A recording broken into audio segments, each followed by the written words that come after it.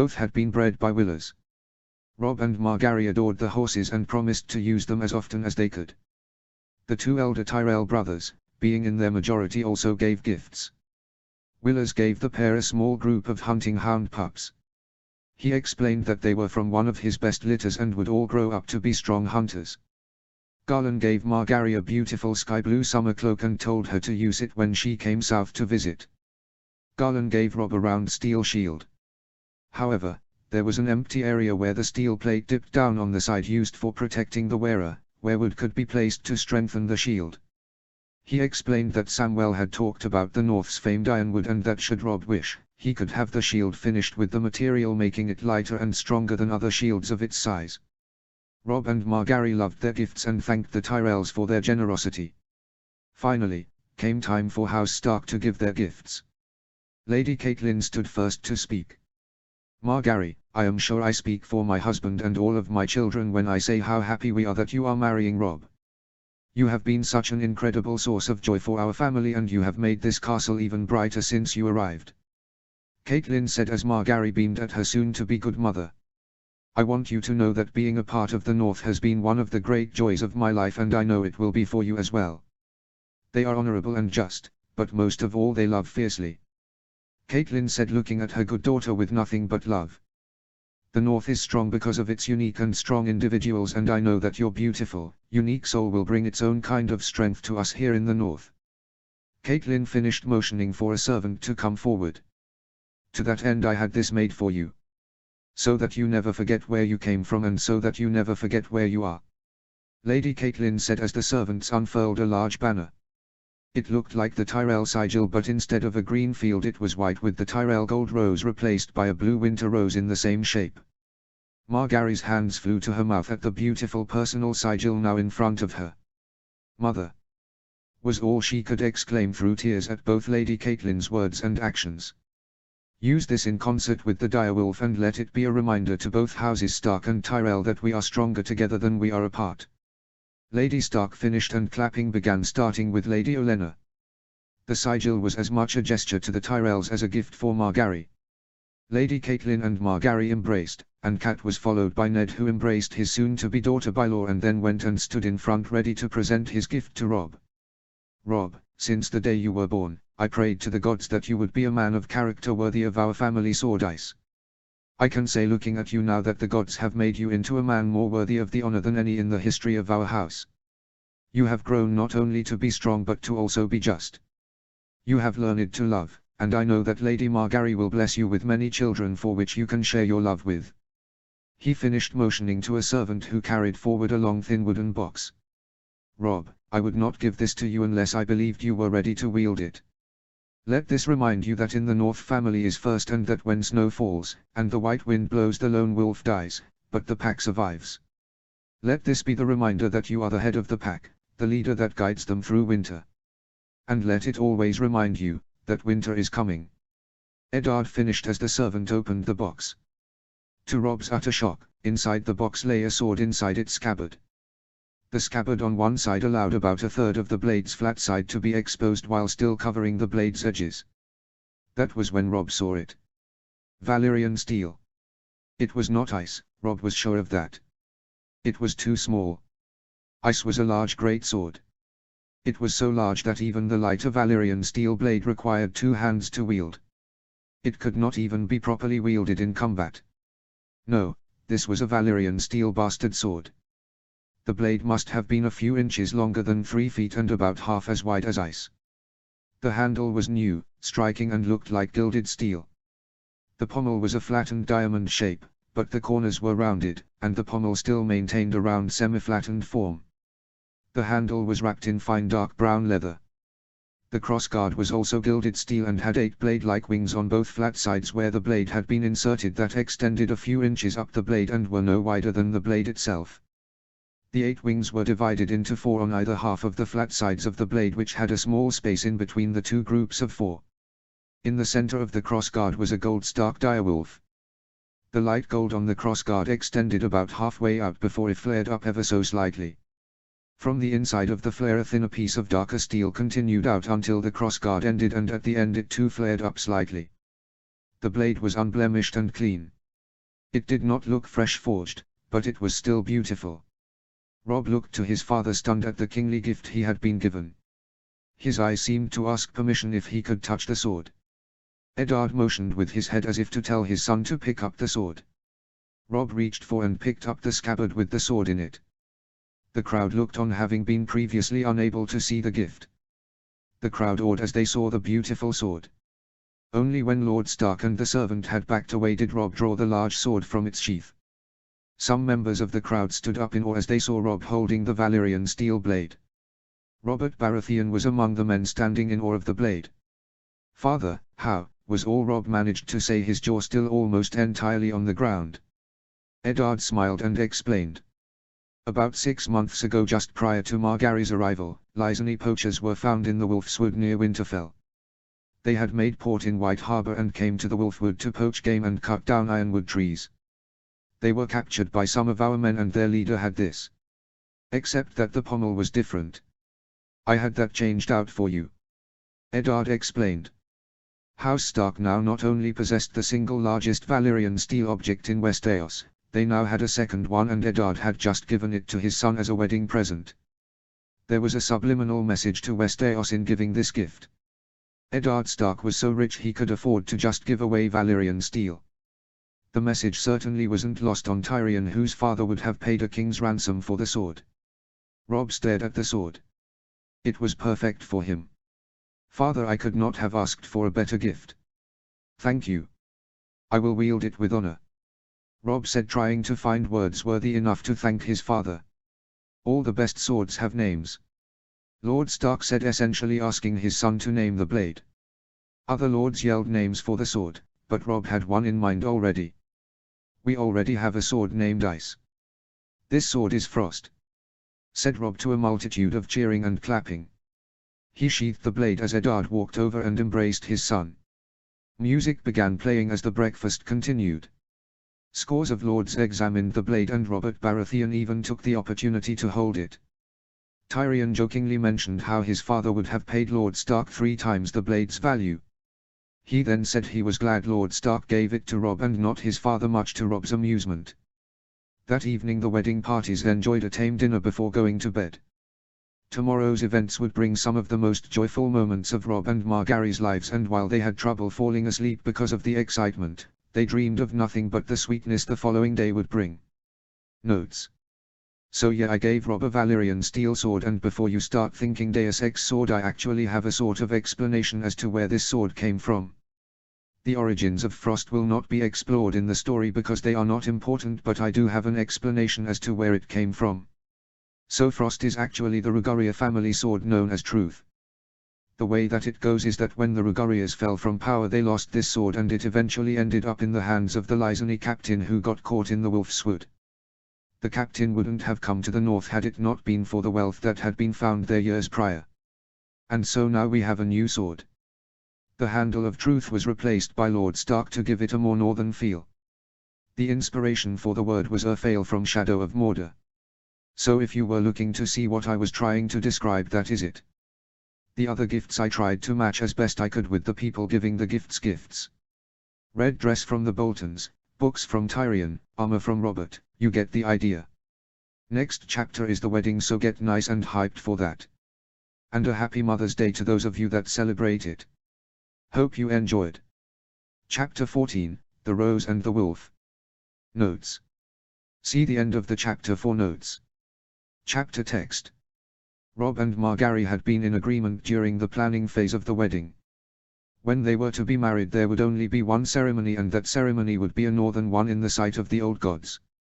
They agreed that if the Tyrells insisted they have a wedding in the eyes of the Seven, they would be more than willing to have a small quick wedding after their ceremony.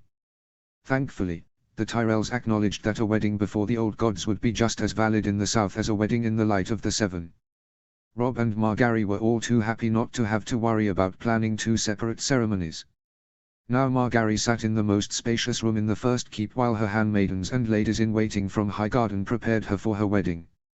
She had left her chambers in the Great Keep the night before and had stayed the night in the first keep as servants moved her belongings into Rob's chambers that she was to share with him.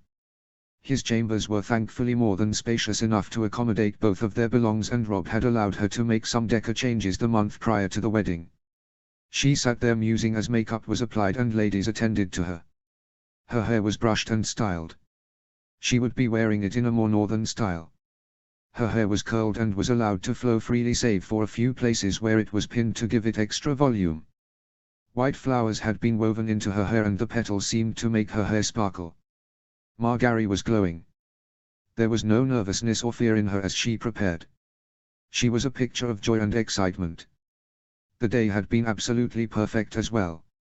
She had breakfast with the Tyrell ladies and then lunch with the Stark women. It had been sunny out, although there had been a slight chill, but nothing would cool the fire that burned in Margaery right now.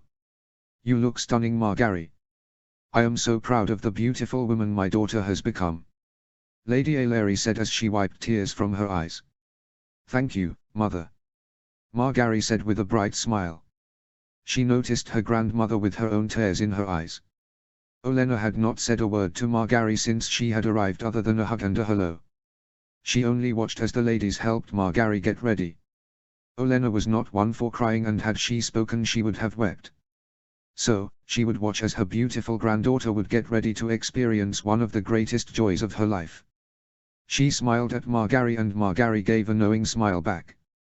Sansa and Arya were allowed to help Margaery get ready, and Catelyn was also there watching her future good daughter. Arya was not all that much help, although Margaery did enjoy the conversation she brought, and Arya had been able to make many of Margaery's ladies laugh and smile. Sansa was able to help lay out Margaery's dress and make conversation with the bride-to-be. Finally, Margaery was helped into her dress. It was a stunning long-sleeved masterpiece. Long but elegant, and it fit her form beautifully. The sleeves reached all the way down and covered the backs of her hands. The cut in the front curved down, exposing a tasteful amount of cleavage, and in the back cut exposed her skin to her lower back. The dress held on at the shoulders where the sleeves began. It was pure white, embroidered with white vines and flowers with touches of sapphire blue sparkled in some places. Just before her jewelry was to be put on, Lady Catelyn stood up and walked over to Margaery.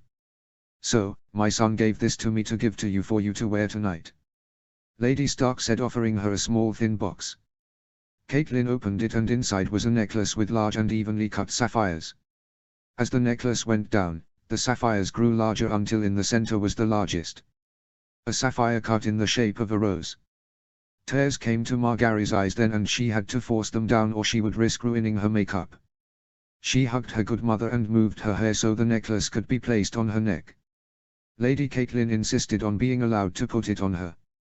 It matched the earrings Robb had given her when she had arrived, the same ones she was wearing now. Mace Tyrell brought her a green and gold maiden cloak with the Tyrell sigil on it and gave it to Margaery. She donned it as the sun sank below the horizon and was now finally ready to begin her procession to the Godswood. In the Great Keep, Robb had been getting ready as well. He would be wearing a dark brown doublet made of the finest silks with matching pants. His belt was studded with gold and he wore dark brown boots and fine leather gloves. He talked and laughed with his male siblings, uncles, some of the male members of Margaery's family, and Lord Stark. Robb had summoned Theon to come to him and the young man entered. "You wanted to see me, Robb?" Theon stated as he came in. It was more formal than their normal interactions, but this was Theon's first wedding and Robb guessed he was not sure how to act. "Theon, I wanted to ask a favor of you," Robb said as the eyes in the room went to Theon. "Anything?" Theon said with a genuine smile. "Margaery has chosen for herself 4 maidens to stand with her in the Godswood. Eleanor, Leonette, Sansa, and Arya. As is tradition, I must choose 4 men to match her 4 maidens. I have chosen Jon, Garlan, Loras, and you." He said the last part with a smile. The insinuation was obvious, and it was not lost on Theon. Tradition called for these to be men that the groom trusted and thought of as brothers. Jon was Robb's actual brother and would stand closest to him. Garlan and Loras were asked to stand with Robb as an extension of goodwill to the Tyrell family. Robb had grown close to them anyways, so it worked out. But Robb was under no obligation to give Theon a position next to Robb. "You will stand next to Jon," Robb said pointedly, smiling as Theon looked to be at a loss for words. This was a gesture to Theon, showing him that Robb thought of him as a brother, not just his father's ward. "I am honored, Robb." "Thank you," he said as Robb strode forward and wrapped Theon in a brotherly embrace. The servants brought Robb his groom's cloak. It was grey velvet with the Stark sigil on it. It would match much more with Margaery's dress, he imagined, than with his own attire. The men gathered and Ned took Robb into private for one last word. Lord Stark closed the door and the two men stood. There was a silence between them for a moment before Lord Stark began. "Are you ready?" he asked with a smile. "More ready than I have ever been for anything in my life," Robb said with an equal smile. "Good." Lord Stark's expression changed slightly. "I am glad that I have the opportunity to be here for this," Lord Stark said, and Robb realized what was going through his mind. Eddard's father wasn't at his wedding because of the tyranny of the Mad King. He had experienced what should be a moment of great joy as nothing more than a political move in an upcoming war. "I have always been so proud of you, Robb. No father could have asked for a better son. I pray every day that you will only ever experience peace in this life. You and Margaery deserve nothing but happiness for the rest of your days." Eddard began with some emotion. Robb smiled as his father continued. "I wish my father had been at my wedding. I know I could have used some advice then." Lord Eddard paused briefly. "Always love her. Never stop fighting together. For a marriage to stay happy, it takes two people that are willing to fight for it. If one of you gives up even for a moment, the whole thing falls apart. Always listen to her and respect her. Margaery is like your mother and will never lead you astray. She has a fierce spirit and she will help you raise your children. You two will always be working together and loving more and more." Lord Stark paused his advice before smiling. "You are going to be one of the greatest lords of Winterfell in the history of our house. You love so deeply and care so much for the people around you. Never forget who you are and the light inside yourself. You are capable of greatness, Robb, and with Margaery's help I know you will create a better life not just for yourself but for our people," Eddard said, tearing up. Robb for his part was already having tears stream down his face. He looked up to his father, and to hear the words coming from his mouth right now was almost too much to handle. The two embraced for a moment, then separated. "Now we need to go get you married," Lord Stark began. "Or the king will be up here pounding down the door because the celebrations are being delayed," Lord Stark said with a bright chuckle which caused Robb to laugh. Robb and Ned came out of the private room, both wiping away some tears from their eyes. The men attending Robb could see by their smiles these were happy tears. They gathered and began to make their way to the Godswood and arrived as the sky began to finally grow black. Guests had already taken their positions standing and torches were being held by servants all throughout the Godswood. There were 3,000 highborn guests gathered all throughout the massive Godswood, but closest to Robb were the families of both the groom and bride, as well as the highest-born guests like the Boltons, Royces, Blackwoods, and of course the king and his retinue. Robb stood near the edge of the black pool in front of the Godswood. To his right stood Jon, Theon, Garlan, and Loras, each dressed in their finest clothes. To Robb's left and standing just a step behind him stood his father in all his northern splendor with ice unsheathed point in the ground. It was tradition that the lord presiding over the marriage be armed. The purpose was to kill anyone who attempted to take the bride from the groom before the wedding. Now it was only a ceremonial, but back in the days when the first men came to Westeros, bride stealing could be a major problem with a bride as beautiful as Margaery. Finally, a procession of women began, led by Olenna Tyrell.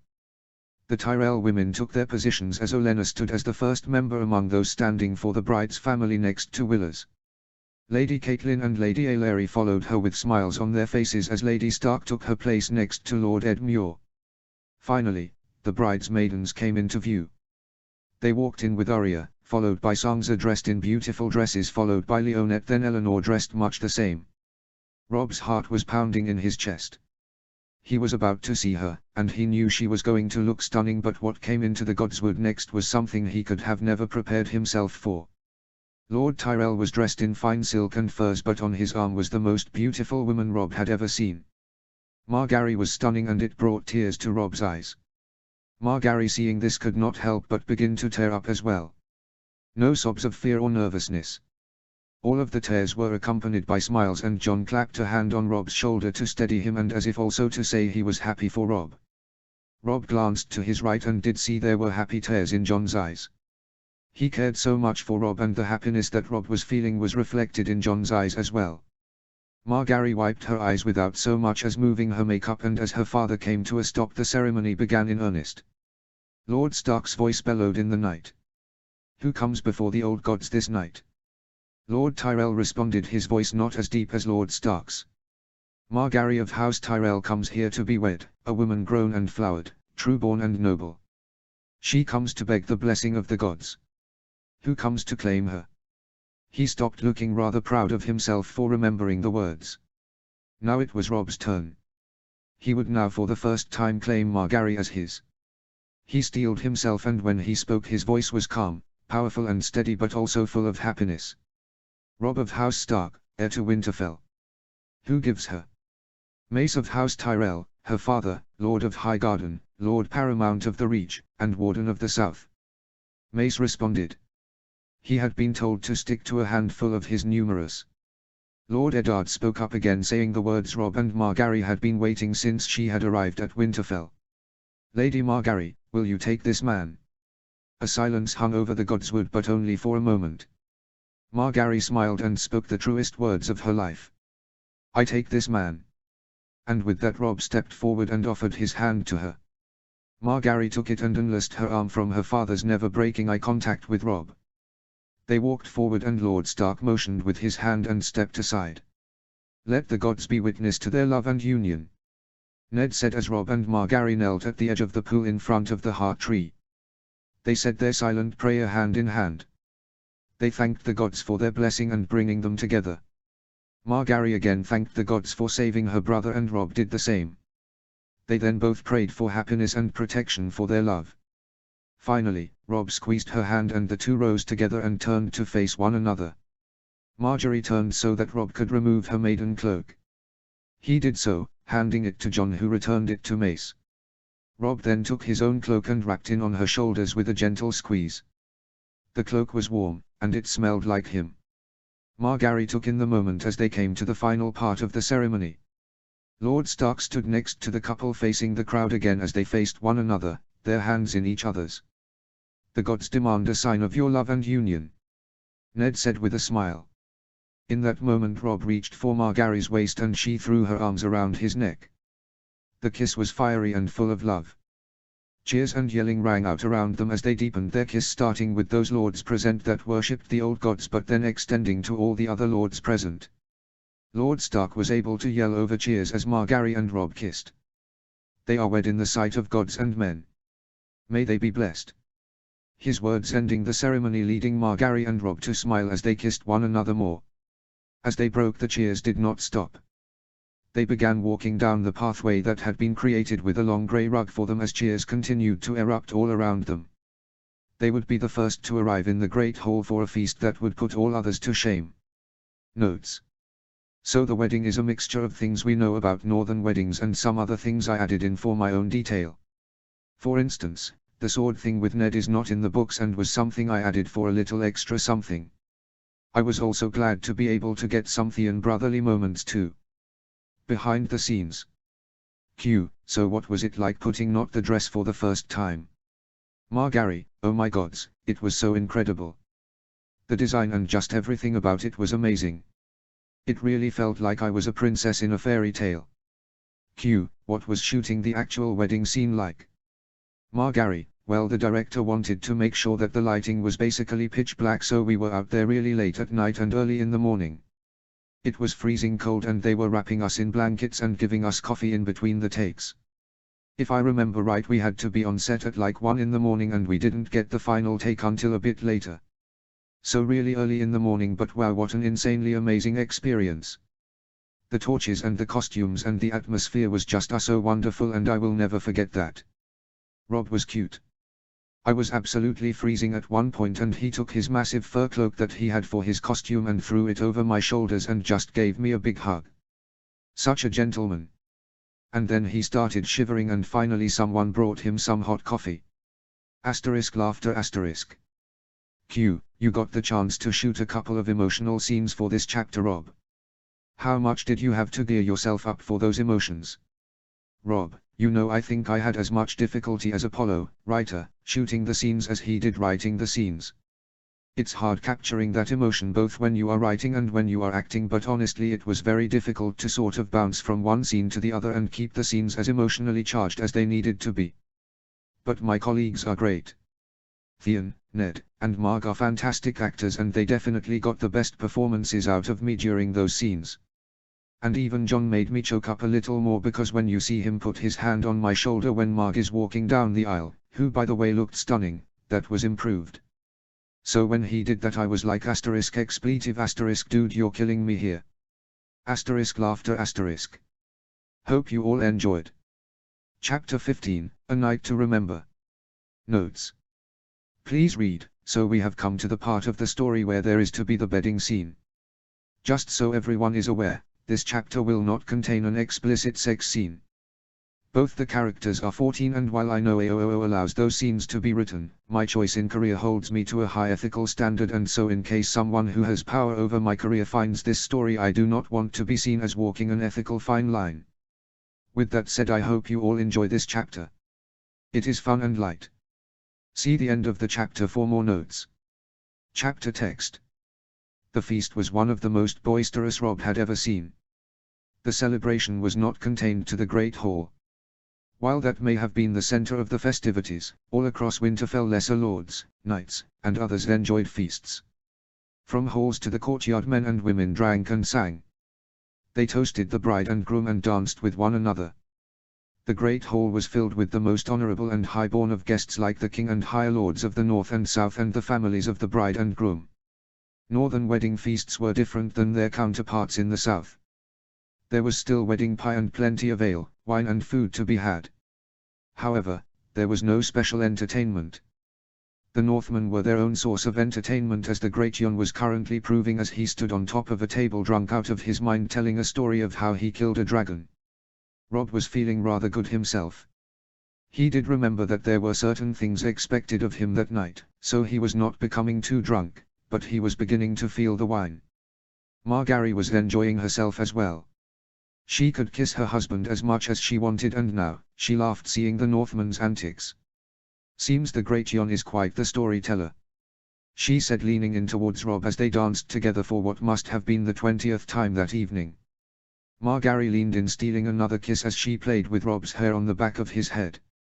Well, he will be until his very large ass falls from that table, Rob said, making Margaery burst into hysterical laughter at the thought of the massive man tumbling to the ground from the top of the table. Rob, she said between laughs, playfully chastising her husband. That would hurt, I imagine, she said with false concern as the great Jon did now begin to wobble on the table before falling to the ground. The room burst into laughter as Lord Umber rose to his feet quickly. Margaery laughed so hard Rob was having to hold her up while he tried to contain his own hysterical laughter. Robert Baratheon had 2 serving girls in his arms as he threw wine back again. He saw Rob and Margaery near his table and rose quickly. Rob! The fat man yelled so loud it hurt their ears. Rob laughed as the king stumbled up to Rob, gripping him so that he could stand. You need to get married more often. This has to be the best feast I have ever been to in my life. Robert laughed as he offered Margaery a goblet of wine, then had a servant give Rob one. I do not intend on ever marrying after coming to love such a beautiful girl, Rob said, kissing his bride again. Robert gave them a genuine smile. Never forget this, you two, Robert said with a sad smile. I want you to promise me that you will cherish each other and fight for each other, he said somewhat slurred, but Rob understood. This man would have been his uncle had Lyanna survived, and his advice came from pain. I promise, your grace, Rob said. I will never forget this, your grace, Margaery said with love in her eyes, looking at Rob. Good. And you two call me uncle. That is a royal command and I will not argue over it, Robert said, returning to his jovial self. Both Margaery and Rob appreciated the gesture from the king. He was like an uncle to them already. The king raised his glass and Rob and Margaery joined him. Now, to the gods, the king said. To the gods Margary and Rob responded, and all three poured a small amount of their wine on the ground, Margary making sure it did not splash on her dress. "And to you. May you forever love," Robert said, tapping his glasses against theirs, and all three drank again. Later on that night, Rob danced with all the ladies of his family, but now as he danced with his mother now, he could tell she was about to burst into tears of happiness. "It feels like it was just yesterday that I brought you into this world," red-faced and screaming, she said, smiling, tears in her eyes. "Now you are married to a beautiful bride. If you had to fall into anyone's arms, my son, I am so happy they were Margary's," she said with a smile as they continued to dance. "Thank you, mother. She loves you all so much and I love her," Rob said with pride. "And she will always love you, my son," Caitlin said, hugging her son close. Across the room danced Margary with her new good father. She had asked him for a dance, and he was more than happy to oblige. "You raised a wonderful son, Lord Stark. I feel so blessed to have been welcomed by you and your family. Thank you for allowing me to marry him," she said with a small smile. Lord Stark was intimidating but kind. "I did not think that I would be dancing with a daughter of mine until Sansa was wed," Lord Stark said before both stopped dancing. Margary realized the insinuation quickly and teared up. "Thank you, father," was all she needed to say in response as the two embraced. Rob and Margary returned to the high table and continued to drink and have fun. As the night grew darker and the lords at the feast grew drunker, Lord Stark pounded his fist on the table and stood to get the attention of those in the hall. The music came to an end and all attention was on him. "My lords and ladies, as is tradition, there have been no speeches tonight, and as is also tradition, there has been plenty of drinking," he said to a jovial cheer as hands slammed on tables and other men clapped. "Which means you should all know why I am speaking now," Lord Stark said before a couple of men yelled back to him. "Bedding," followed by a roar from the hall. "I would be remiss, however, if I began such an important ceremony without asking for my sire's leave," he said, smiling at Robert, knowing the king would give a roaring send-off to the couple. Robert Baratheon stood up with a wobble which drew chuckles from the crowd. "Far be it from me to tell another man's son to go to bed," Robert said, receiving boisterous laughter from those in the hall. "But Lord Rob," Robert said and paused. "Time for you to go to bed," he said, followed by almost a screaming laughter as the hall erupted in roaring agreement. Rob and Margary were both laughing as Rob was surrounded by the ladies. Desmara Redwine, Eleanor, and many other Tyrell girls stood him up. Rob imagined Theon was green with jealousy. Margary had been picked up by Jon and Theon. Her legs were on their shoulders as the great Jon and Domeric Bolton lifted her up by her shoulders. Rob's cloak was taken away and ties on his shirt began coming undone as playful hands pulled at his clothes as he was taken across Winterfell, followed by the wedding parties. Margary's own clothing was gently being undone, but she noticed none of the men from the party attempted to pull her clothing off. She had been told something that surprised her about northern weddings that she had not learned before.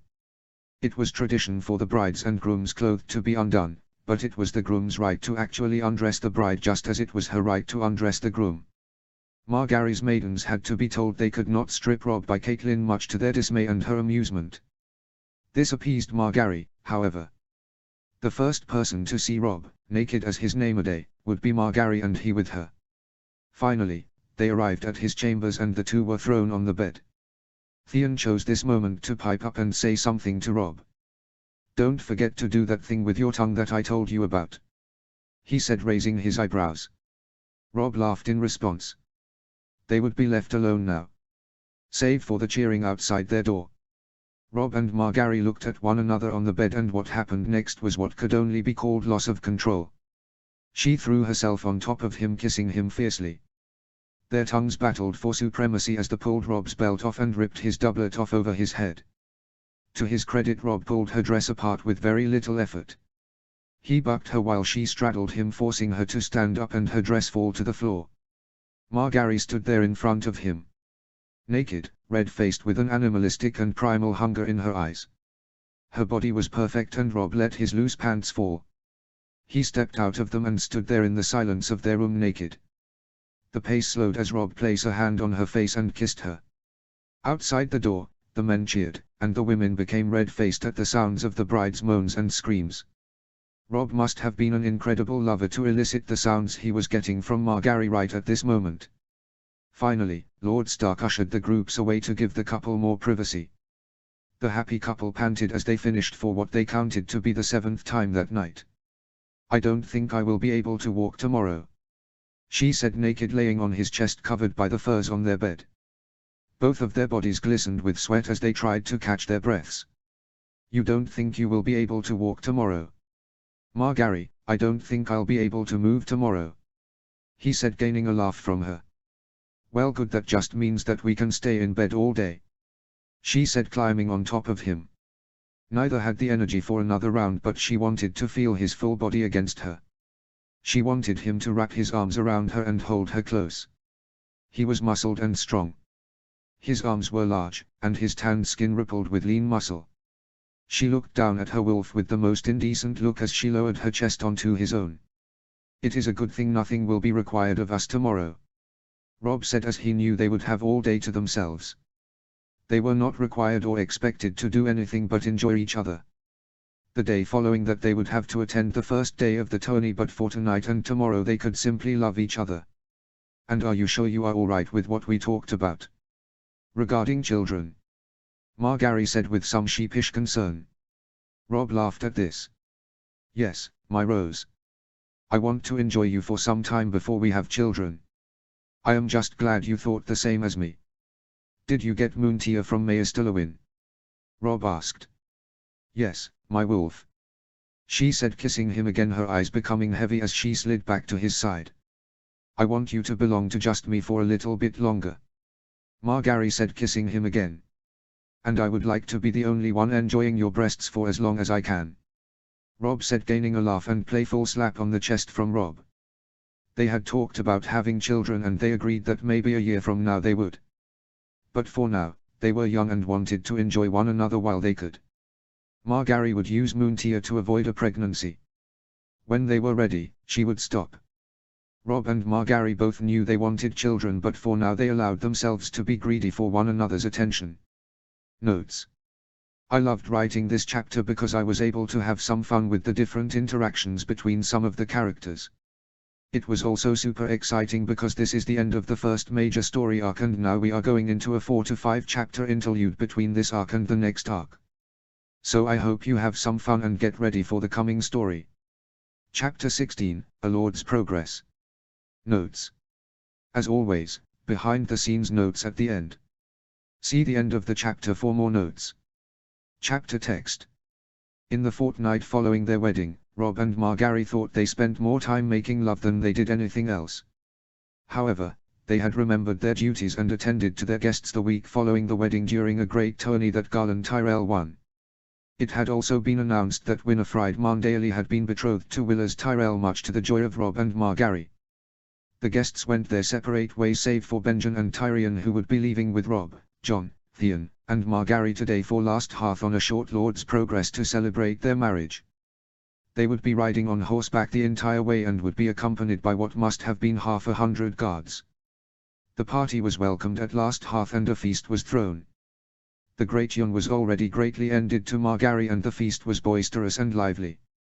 At Last Hearth, Benjen said his goodbyes to his nephews and he took Tyrion to the wall. Tyrion had informed them he would go to the wall, then return to King's Landing from Eastwatch by the sea as to quicken his journey. All parties said their farewells and the Starks made their way to Carhold. The welcome at the Carhold was a bit colder. Lord Karstark was a grim man who had hoped to marry his daughter Aelys to Robb. He had taken some offense that Robb had not been offered to his daughter but instead a southern flower. However, by the time the Starks left Carhold, Margaery had thoroughly charmed Lord Karstark and befriended Aelys. He very quickly became one of Lady Margaery's strongest champions. Now they rode for the Dreadfort together down one of the winter roads. Thank the gods for his father's roads, or this would have been a much longer journey. And then Robb and I pushed the pile of snow and it fell right on Fat Tom, knocking him over, Jon said, gesturing at how Tomard fell when he and Robb dropped a mass pile of snow on him. Margaery burst into laughter at the story. "So, the Lord Commander of the Night's Watch didn't tell on you?" she asked through laughter. "Well, it wasn't the Lord Commander that saw us.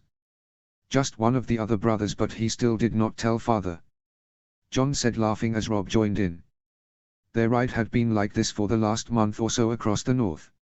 Laughter and stories were always told. The four enjoyed each other's company. There was that one time with the rat in the brothel. Theon spoke up as John and Rob laughed at the story. What? The one where you stuffed that poor girl's pillow with 3 rats and then sewed it shut? Margary spoke up, much to Theon's and John's surprise. Rob told me. He also told me how he tricked you into thinking you were being sent to the Night's Watch.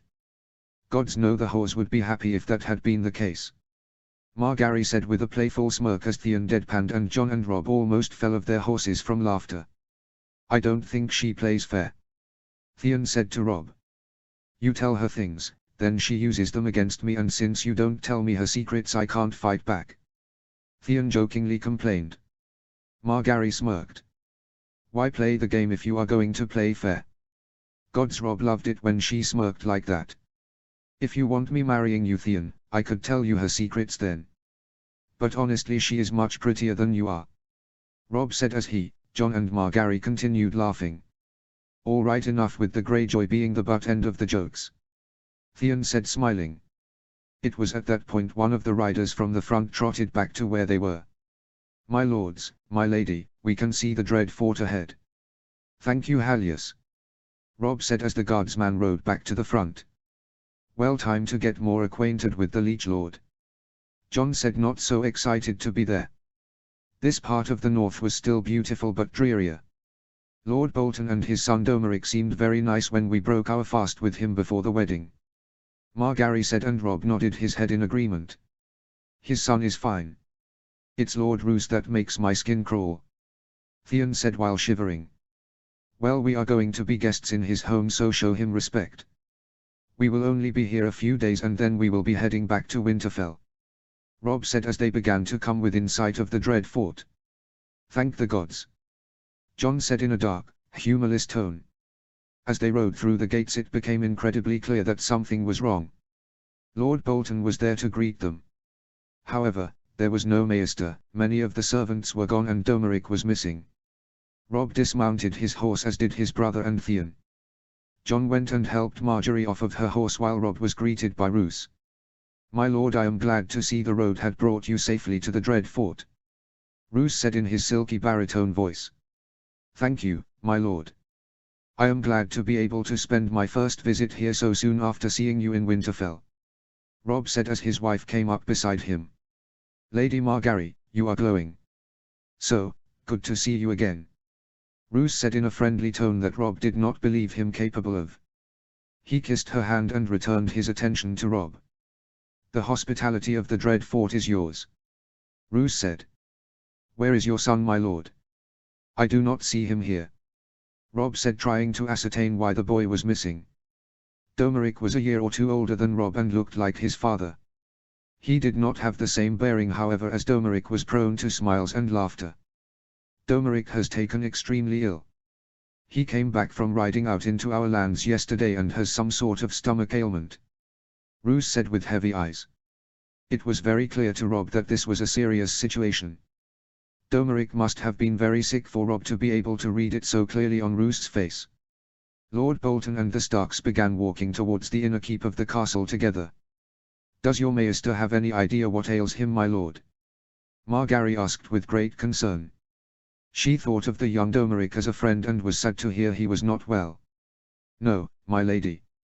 All of his treatments do not seem to work and some even make it worse.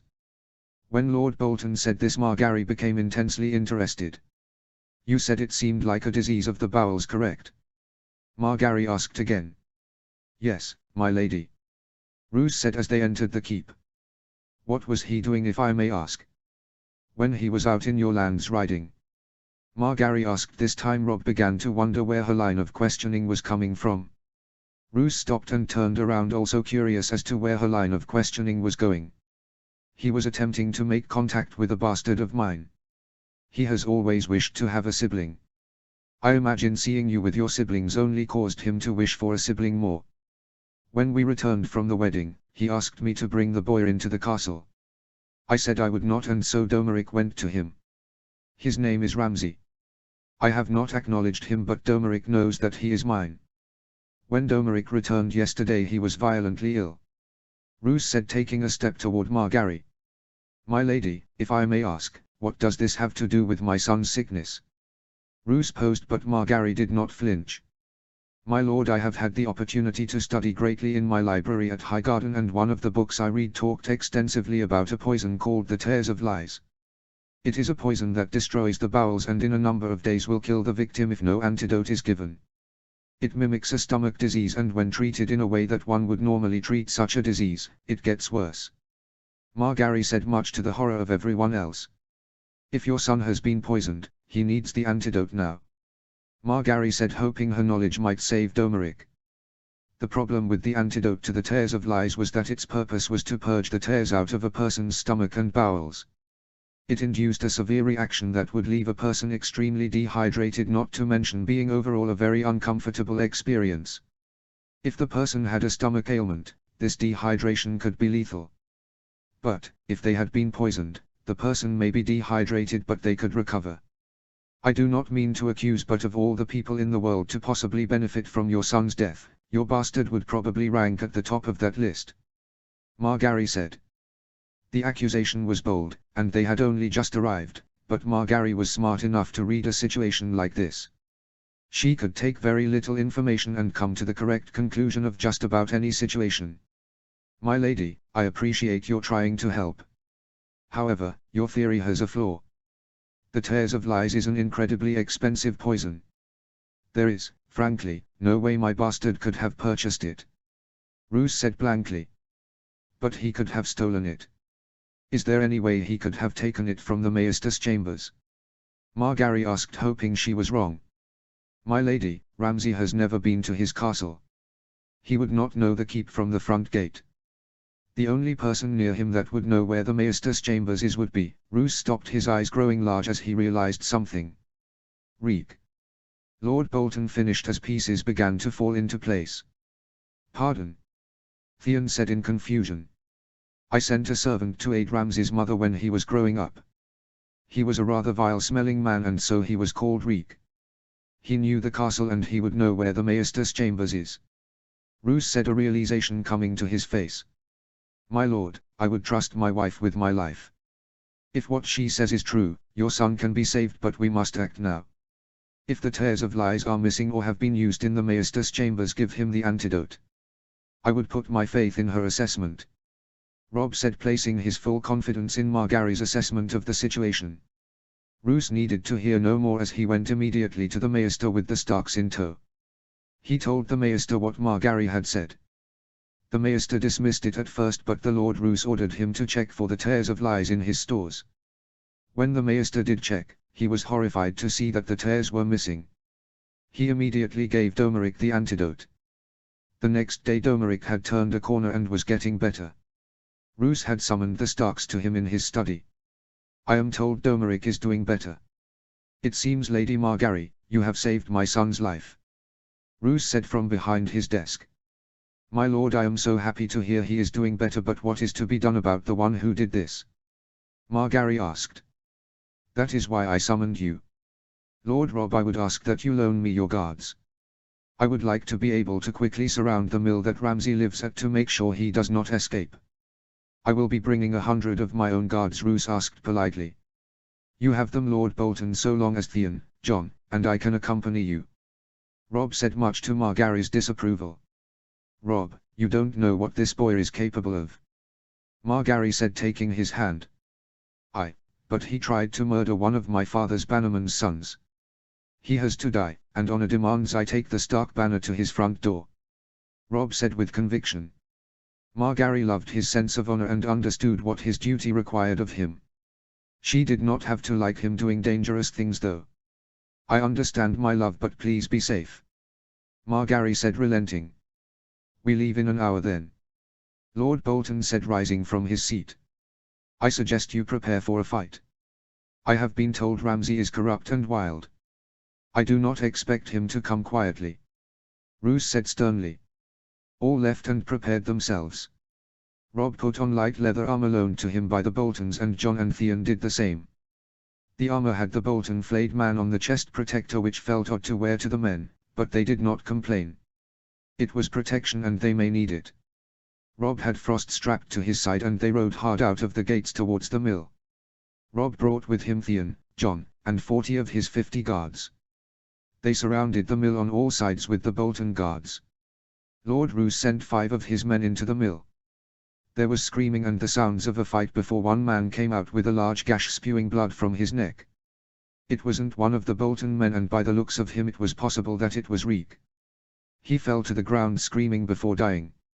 Suddenly, Rob saw someone climbing out of a window with a sword in his hand taken from one of the Bolton guards. Roose Bolton, who was furthest away from the person, yelled in Rob's direction. "Ramsay!" Rob knew then and there that that was the boy they had come here to hunt down. Rob was closest to him and so kicked his horse and rode towards him hard. He was on top of Ramsay before he knew it. Sword drawn, Rob slashed down at Ramsay as Rob flew past him. The slash hit Ramsay's stolen sword but still knocked the bastard down. Rob wheeled his horse around to face Ramsay. By this time the rest of the party had Ramsay surrounded. Rob pointed Frost at the bastard and ordered him to surrender. "Put the sword down now and face your punishment with dignity, Ramsay," Rob said, deciding to dismount his horse and move closer to him. Ramsay quickly stood up and screamed, yelling a curse at Rob. He wildly swung his sword, and, in that moment, Rob made a choice. Rob had never killed a man before and he did not relish the opportunity to kill Ramsay. But if he did not, Ramsay was going to do everything he could to kill Rob and all the other men surrounding him. Rob parried the wild strike, sending Ramsay's sword to the ground before slashing diagonal down with all his strength.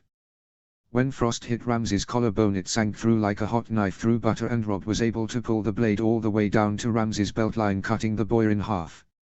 There was a scream, then a gurgle, then what was left of Ramsay collapsed onto the ground in 2 pieces as John, Theon, Roose, and the guards looked on. It had taken great physical strength to do what Rob had done. Even with a Valyrian steel sword, cutting a man Ramsay's size in half was no small feat. Rob stood there stunned at what he had done. It was his first kill and he was feeling every emotion someone could possibly feel. However, suddenly they all fell when he realized this part of being a lord, protecting not only himself but the people around him. His face was covered in blood and he looked down at the mangled corpse in front of him as he felt a hand on his shoulder. It was John. "You are okay?" John said as he looked at his brother. It was not a question. He was affirming that Rob did the right thing. Rob nodded his head anyways as Theon joined them. "You're first, Lord Rob," Roose said, looking down at his bastard's corpse having dismounted his horse. Rob nodded, still unable to speak. "You did well," Roose said, placing a hand on the Rob's other shoulder to help steady him. Lord Bolton appreciated what Rob had done. They had saved his son and brought his attempted killer to justice. The tares of lies would be found in the mill. Rob later found out that Roose had Ramsay's mother hung for her part in trying to kill Domeric. Rob had not been told what her role exactly was, but there was no way for her to have been unaware. It was Lord Bolton's place, not Rob's, to pass judgment on the woman despite Rob's reservations at executing a woman simply for being the mother of an attempted murderer. He laid there in bed with Margaery. She had been his greatest comfort since that afternoon's events and had affirmed he did the right thing. Margaery played with his hair. He did not regret what he did, and he would do it again if it meant he would come back to Margaery. The weight of what he did would not hang on him long. They would leave the Dread Fort the next day laughing and smiling again. Roose and Domeric saw them off, both being forever in Margaery's debt. Both becoming her fierce champions. The Stark party returned to Winterfell and for a time they were able to settle into married life at the castle. They then received the invitation for Willers and Winifred's wedding, and Rob and Margaery made grand plans for a journey that would take them from Winterfell to the Arbor to Old Town to Highgarden and to the capital of the Seven Kingdoms. Notes. So yeah, I killed off Ramsay. Partially, this was because I wanted Domeric to survive, and partially because no matter how hard I tried, Ramsay just didn't slot into the rest of this story well. So yeah, unfortunately he had to die. Thankfully there are plenty of great villains in the story that I can use moving forward, and this allows me to give Rob some much needed experience in violence, lol. The Tears of Lies thing I had to really stretch because it is hinted at that Ramsay killed Domeric using a poison in the books. It is never specified exactly how it happens. Also I am totally aware that Tears of Lies may or may not have an antidote, so again sort of pushing that line a bit. But again I am really happy with this chapter and how it presents challenges for Robb as a character and how it shows a growing trust between he and Margaery. Anyone catch the little Theon /Reek nod? Thought I would throw something in there lol. Chapter 17, Sir Robb of House Stark. Notes. Oh yeah, that's about to happen winking smiley. See the end of the chapter for more notes. Chapter text. Robb and Margaery settled back into Winterfell for a time before they were out traveling again.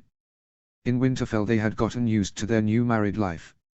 Robb particularly enjoyed how Margaery seemed to be insatiable in the bedroom, and Margaery enjoyed the fact that Robb seemed to never tire.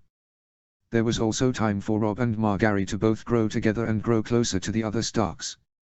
Robb had been training as he intended to compete in the Squires' Melee at the Highgarden tourney following Willer's and Winifred's wedding. He had gotten very good with his new sword and shield. Margaery, to her credit, also began taking on more responsibilities from Lady Stark. Catelyn appreciated the work that Margaery did, as she would put her whole heart into whatever task she was given or whatever job she was in charge of managing. Lady Catelyn came to trust Margaery with tasks that she believed were of the highest importance in the castle. Robb and Margaery also continued to take lessons from Maester Lewyn. Margaery had reminded Robb that they would always need to continue to learn, and Robb was all too happy to learn alongside his beautiful wife. The time finally came for them to head south for the wedding, and so left for Castle Ryswell on the western coast. They left by ship sailing for the Ubber. In less than a month they arrived in the Ubber and were greeted by the Redwynes. Robb and Margaery were able to examine the ship being built that Paxter Redwyne had gifted them, and Robb sparred with both of the Redwyne twins at the same time, winning, to everyone's surprise. It was becoming clear that Robb Stark was a formidable warrior already. Margaery and Desmara were able to catch up, and the young Redwyne girl communicated her playful envy of Margaery for having a handsome, strong, and rich husband, much to Margaery's own amusement. Margaery and Robb then accompanied the Redwynes to Old Town. What Robb saw there was nothing short of the greatest city he had ever seen. The white stone of the high tower glistened in the sun. The city was massive and beautiful, and he could not imagine there being a more beautiful city in all of Westeros. Robb was able to meet Lytton Hightower, Margaery's grandfather, for the first time. He was called the Old Man of Old Town, and the name was a good descriptor. He was old, a bit odd, but kind. He had not left the High Tower in near a decade, and he would not be attending the wedding at Highgarden. However, some of his sons and daughters would, namely Baelor Brightsmile. Finally, Robb, Margaery, the Redwynes, and the Hightowers made their way to Highgarden. The road was beautiful, and the fields grew more and more stunning as they got closer to Highgarden. Robb had never been so warm in his life. He was not uncomfortable, however. The climate agreed with him, and he found a familiarity in the surroundings, and he knew why. As they rode, they finally came within sight of Highgarden, and as they did, small folk children began running alongside their horses. Lady Margaery. Several of the children yelled. His wife was adored here, and many of the children handed her flowers. They also handed Robb flowers, which he kept. "You are well loved here, niece," Baelor Brightsmile said. He was older but still handsome with a trimmed beard. He was also tall and a storied tournament champion. "You really are my love." Robb looked on with pride at his wife. "I helped many of these children find homes. They were orphans once, but now they all live in loving homes. I made sure to personally check on their well-being from time to time," she said, remembering each little face she helped. "You truly are a caring soul, my dear," Lord Paxter said. "A picture of virtue and kindness," he finished with pride at his niece. "Thank you, uncle." Margaery looked to Robb as he beamed as his wife. He had already known of her kindness, but seeing it like this filled him with pride. They arrived through the gates, their horses came to a stop, and Robb helped Margaery off of her horse. The greetings between the Tyrells and Robb and Margaery's party were formal to an extent, but hugs and gifts were exchanged before refreshments were brought out to the courtyard. "Robb," Loras said, embracing Robb after welcoming his sister. "Loras, good to see you. How was your ride down from King's Landing?" Rob asked. Laura's attended court in King's Landing most of the year and was visiting for his brother's wedding. Not at all bad. How are you finding the Reach? Laura's asked as Garland and Willers finished welcoming their sister. I do not know if I have ever seen a more splendid land. Highgarden must be its crowning jewel. Rob stated with a smile as Garland came over to Rob and Winifred began talking to Margaery. Rob. Garland greeted him with a tight embrace. Garland, good to see you. Rob returned it with a smile. I heard you beat my cousins in a sparring match. I believe that is 3 anointed knights you have defeated in training matches. And what, you are only 4 and 10? Garland asked with a bright smile as Willers made his way over. Perhaps you and I should train together. Garland proposed. I believe I would be a woefully inadequate training partner. Rob said humbly. He knew Garland Tyrell may be one of the only swordsmen in the realm who had a reasonable chance of defeating someone like Jaime Lannister. Had he not married, it is likely Garland would have been named to the Kingsguard when a position became available. Nonsense. Willers said as he approached them. Rob embraced his eldest brother by law. I would imagine Garland could use a fresh training partner. Willers said, smiling at his brother. Besides, defeating a knight in single combat is one thing. But defeating 2 anointed knights at the same time. Well, let us just say I look forward to seeing your performance in the Squires' Melee. Willers said with a smile. He had defeated Horrors and Hobber Redwine after Rob had taken down 4 of their squires at once. The twins had been only recently anointed, but they were a very strong challenge for Rob in a 2-on-1 fight, but neither was even able to strike Rob as he got both to yield in quick succession.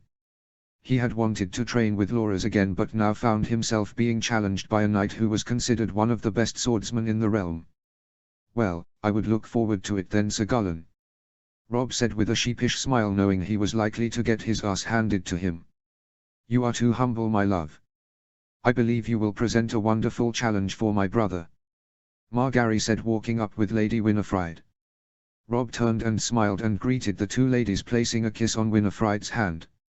If you are all quite done speaking of bashing each other with swords, I do not believe my grandson-by-law hasn't given me a proper greeting. Rob heard a voice speaking and immediately recognized it as Lady Olenna. Grandmother. Lord Rob said, walking over to his grandmother-by-law. She had told him to call her as much after the tourney before she left and was smiling at him now. He took her hand and placed a kiss on the back of it. Growing a beard, I see. She said, feeling the scruff on the back of her hand. I like it. She finished with a sly smirk. Margaery had also liked it, as Rob was able to grow in a full beard at an early age. A servant came up to them all next and offered wine and some small cheeses. They all talked, and Margaery and Rob were shown to their chambers. Highgarden was beautiful and seemed always filled with the sound of birds or music. Rob woke up the next morning and was looking out the window, still naked from his activities the night before with his wife. He felt tiny hands wrap around his abdomen and up to his chest. Come back to bed, Wolf, I need you. She whispered in his ear. Rob smiled, picking her up and taking her back to bed. After thoroughly enjoying his wife for the morning, Rob and Margaery spent some time just being in each other's presence. Waking up to you is one of the greatest experiences I think I will ever have, he said, running fingers through her hair. I know, she said, giggling as he looked down at her incredulously but with a smile. Believe me, you make every morning one that I never want to have end, she said with a smirk, running her hands on his chest. They stayed like that for a couple of minutes, just enjoying each other's presence. Rob broke the silence first. You know, after this I definitely won't be at my best when I spar with your brother this afternoon, Rob said, half joking. He really was not tired. It would have taken several more rounds with Margaery for him to show where. She giggled. Oh, please my love. You never tire from what I can tell. Your stamina is frankly awe-inspiring, she said as she placed a kiss on his lips. Besides, my brother may need the handicap, Margaery said jokingly. Your brother is going to hand me my ass on a platter, Rob joked. He genuinely expected to get demolished that day, but he was excited to learn from Garland. I think you underestimate yourself. You are strong, quick, and daring. You use moves that I have never seen before, and honestly, I am rather excited to see what you can do to my brother. The fact that you beat Loras was amazing, but to also beat 2 anointed knights in an uneven fight is something special. Just know that you are better than you think you are, my love," she said with pride. He felt her confidence give him strength, and by the time he was dressed and having breakfast he genuinely believed he could beat Gulen. Before breakfast Margaery took Robb to a place that was very important to her. She pushed open the door to the ancient godswood of Highgarden, and Robb's face shone with wonder and awe. It is believed that Garth Greenhand planted these 3 weirwoods after the pact was made, Margaery said, communicating the legend of the godswood. This must have been one of the holiest places in Westeros before the arrival of the Andals, Robb said, and he was likely right. The Reach was one of the first areas settled by the first men. While the North was now the de facto home of the worship of the old gods, it was likely at one time the Reach served as the center of their religion, as shown by the unique godswood here. Margaery and Robb took time to pray and ask for the gods' blessing on their day before rising and going to their breakfast that morning. Robb and Margaery would spend the rest of their mornings in Highgarden praying in the godswood there. Robb and Gulen went to the training yard together with Loras that afternoon. Many of the castle's occupants came to watch on walkways surrounding the courtyard. Margaery sat under a shaded viewing area. She was with Lady Aeleri, Lady Olenna, Lady Desmara, Lady Eleanor, Lady Leonette, and 2 of her other cousins. The other Tyrell men stood to watch. Robb was warming up with Loras as Gulen warmed up with the Redwyne twins. They were both in sparing armor. Robb had brought his armor, sword, and ironwood shield for the squire's melee, but in this sparing match both would be using sparring swords and identical shields. Their armor was extremely thin steel meant to protect against sparring strikes. "Any advice, Sir Loras?" Robb asked as they finished their preparations, watching Gulen also finish his warm-up. "Your size won't be an advantage against him like it was against me. He is stronger than I am and just as quick. He strikes with efficiency. Frankly, Robb, I have never found a weakness in his defense. Fight to the best of your ability. If you are going to beat him, it will be because you are the better swordsman," Loras advised with a calm, level-headed tone. When Robb had beaten Loras, it was because Robb used his size advantage to place Loras in a poor position. That wouldn't work in this fight as Gulen was broader and taller than Loras. "You ready, Robb?" Gulen asked from across the yard. "As ready as I will ever be," Robb answered, strapping his sparring helmet on. Loras gave him a tap on the back of the head and Robb and Gulen approached one another. The 2 swordsmen bowed, and the master-at-arms yelled, "Begin." As soon as the word was said, Gulen lunged forward and swung his sparring sword from right to left at Robb's head. Robb raised his shield to block and intercepted the strike. Gulen shifted and punched with his round shield at Robb. Robb shifted, turning on his own shield and slamming his body and shield into Gulen, checking his advance. Gulen was pushed back and looked impressed by the move. Robb swung vertically from the ground upwards. His sword only met air as Gulen sidestepped the move. Robb was forced on the defensive as Gulen stabbed towards Robb's face when Robb overextended. Robb was only just able to get out of the way as the stab glanced off of the right side of his helm. There was suddenly an opening and Robb instinctually seized it.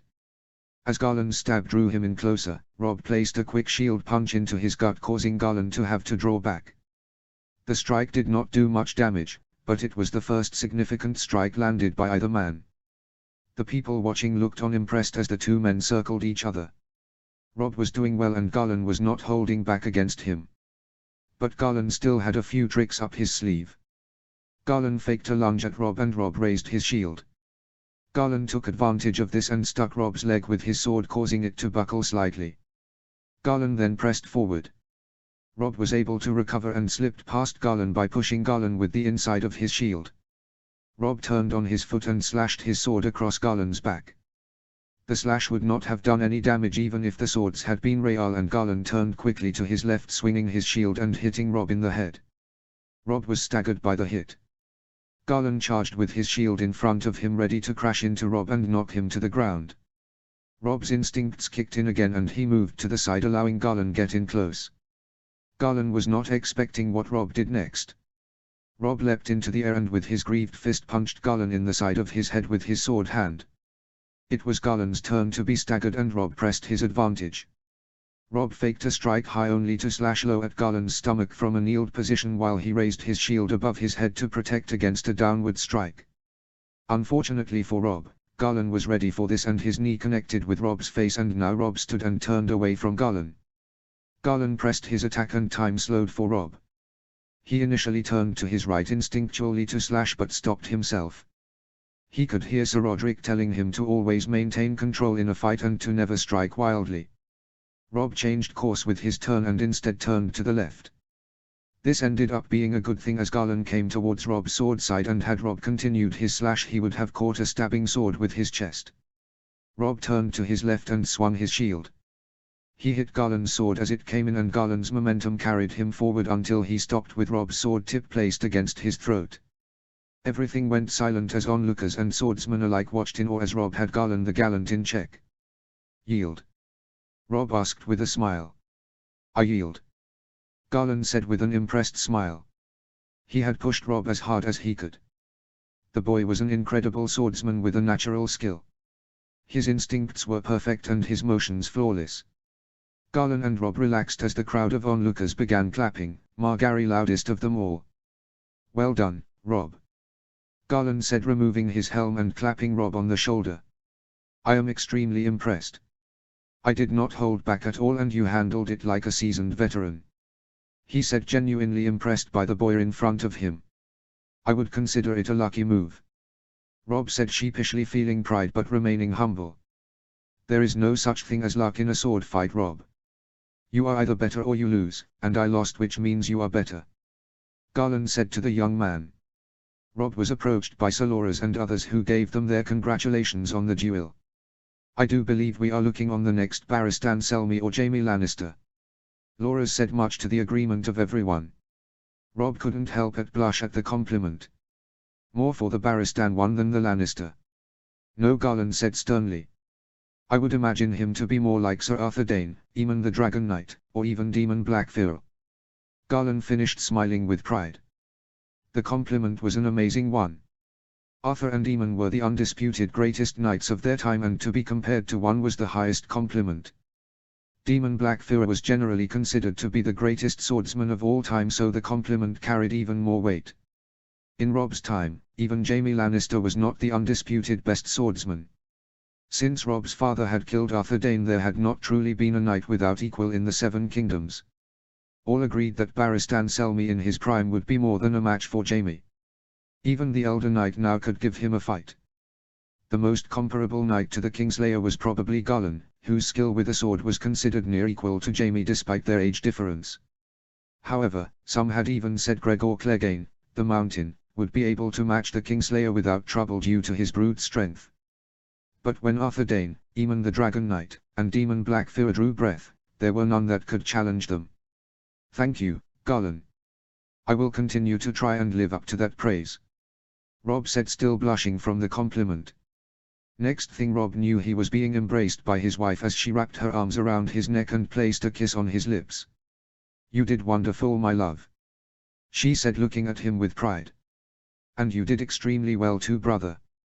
You have gotten even stronger since I last saw you fight," she said, referencing how Garland had beaten Jon, Theon, and Jory Castle in an uneven sparring match. Garland continued to help train Rob leading up to the tourney and wedding. Prior to the wedding, Rob and Margaery gifted Willers with a large Mirish fire encrusted with gems so that he could look to the stars. They also gave Winifred a necklace made with diamonds. The wedding was a boisterous and fun event.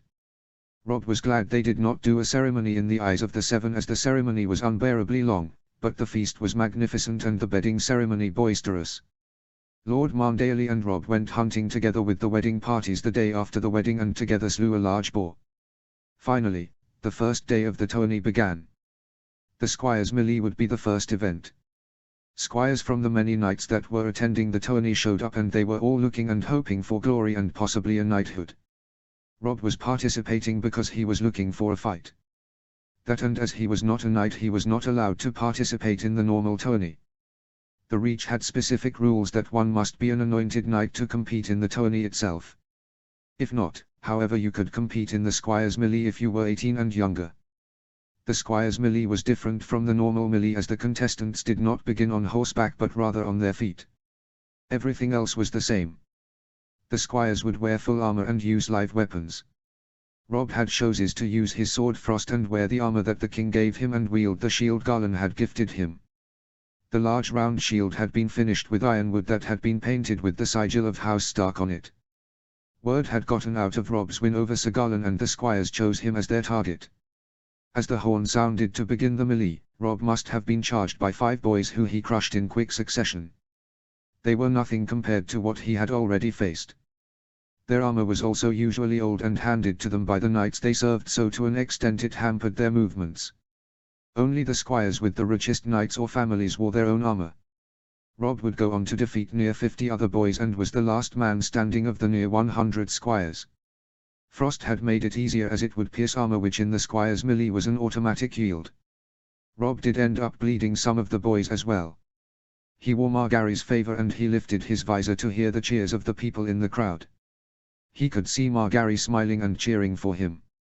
Robb also saw Garland making his way down to the center where Robb stood. Robb removed his helmet and greeted Garland. "Truly, you are a great swordsman in the making," he said with pride. Robb smiled at the man.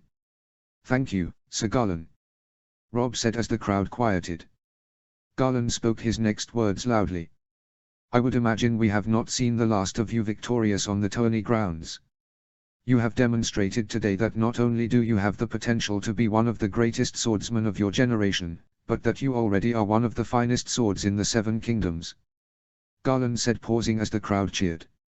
What happened next stunned Robb. Garland reached to his side and drew his sword. "Kneel, Robb Stark." Robb was beside himself. Garland intended to knight him. He was about to become one of the youngest knights in the 7 kingdoms. Those who kept the old gods generally did not become knights because it was not a point of pride among their culture, but becoming a knight was possible even for someone who did not keep the 7. There were 2 types of knighting ceremonies. One was religious and tied to the faith, while the other simply conveyed knighthood on someone. But both created a knight of the 7 kingdoms in the eyes of the law. Robb took his sword and placed the pointed tip into the ground and knelt, bowing his head. Garland then placed his sword on Robb's right shoulder. "Robb Stark, do you swear before the eyes of gods and men to defend those who cannot defend themselves, to protect all women and children, to obey your captains, your liege lord, and your king, to fight bravely when needed and do such other tasks as are laid upon you, however hard or humble or dangerous they may be?" Garland said with seriousness in his voice, genuinely asking Robb. "I swear in the eyes of gods and men." Robb responded, his eyes downcast in humility. Garland moved his sword from Robb's right shoulder to his left. "Arise, Sir Robb of House Stark," Garland said, pausing and sliding his sword off of Robb's shoulder. "A knight of the 7 kingdoms." As Robb rose, cheers went up amongst those in the crowd again. Margaery was the loudest of them all. When she came to his tent where he was changing after being knighted, she embraced and kissed him. "Robb, I am so proud of you," she said, kissing him deeper. She would make sure to show him just how proud she was that evening.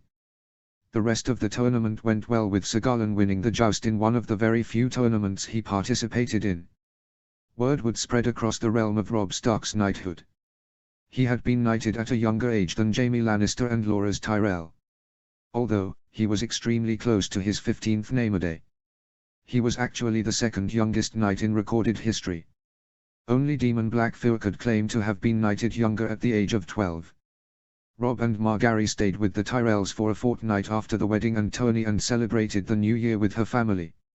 Finally, it was time for Robb and Margaery to return back to Winterfell, but instead of taking a sea route they had decided to accompany Loras back to the capital and travel on the King's Road back to Winterfell. They would finally get to see the capital and all the intrigue that would bring them. Notes. This was a fun chapter to write, mostly because of the duel between Garland and Robb. Also, as we know, Northmen do become knights when they are able. It just isn't important to them to be one and doesn't bring them extra honor. So I felt it was okay to make Robb a knight. That, and in the future it does play a role in making him a little more special to his southern allies. Hope you all enjoyed. Behind the scenes. Q. So what was it like being able to shoot that sparring scene together? Robb, ***. Garland, oh no asterisk hands on face asterisk asterisk laughter asterisk. Rob, asterisk laughter asterisk go on tell the story. Q, asterisk chuckles asterisk what story? Garland, so during that scene, you know where I knee Rob in the face. The take that you see in the chapter, I actually kneed him in the face. Like really hard. Asterisk hands on face asterisk I felt so bad. I was really into the fight and we were doing so well with the choreography and I got too excited. Rob, asterisk laughter asterisk blood everywhere. I thought he broke my nose but we were all good and there were some good laughs afterwards asterisk laughter asterisk.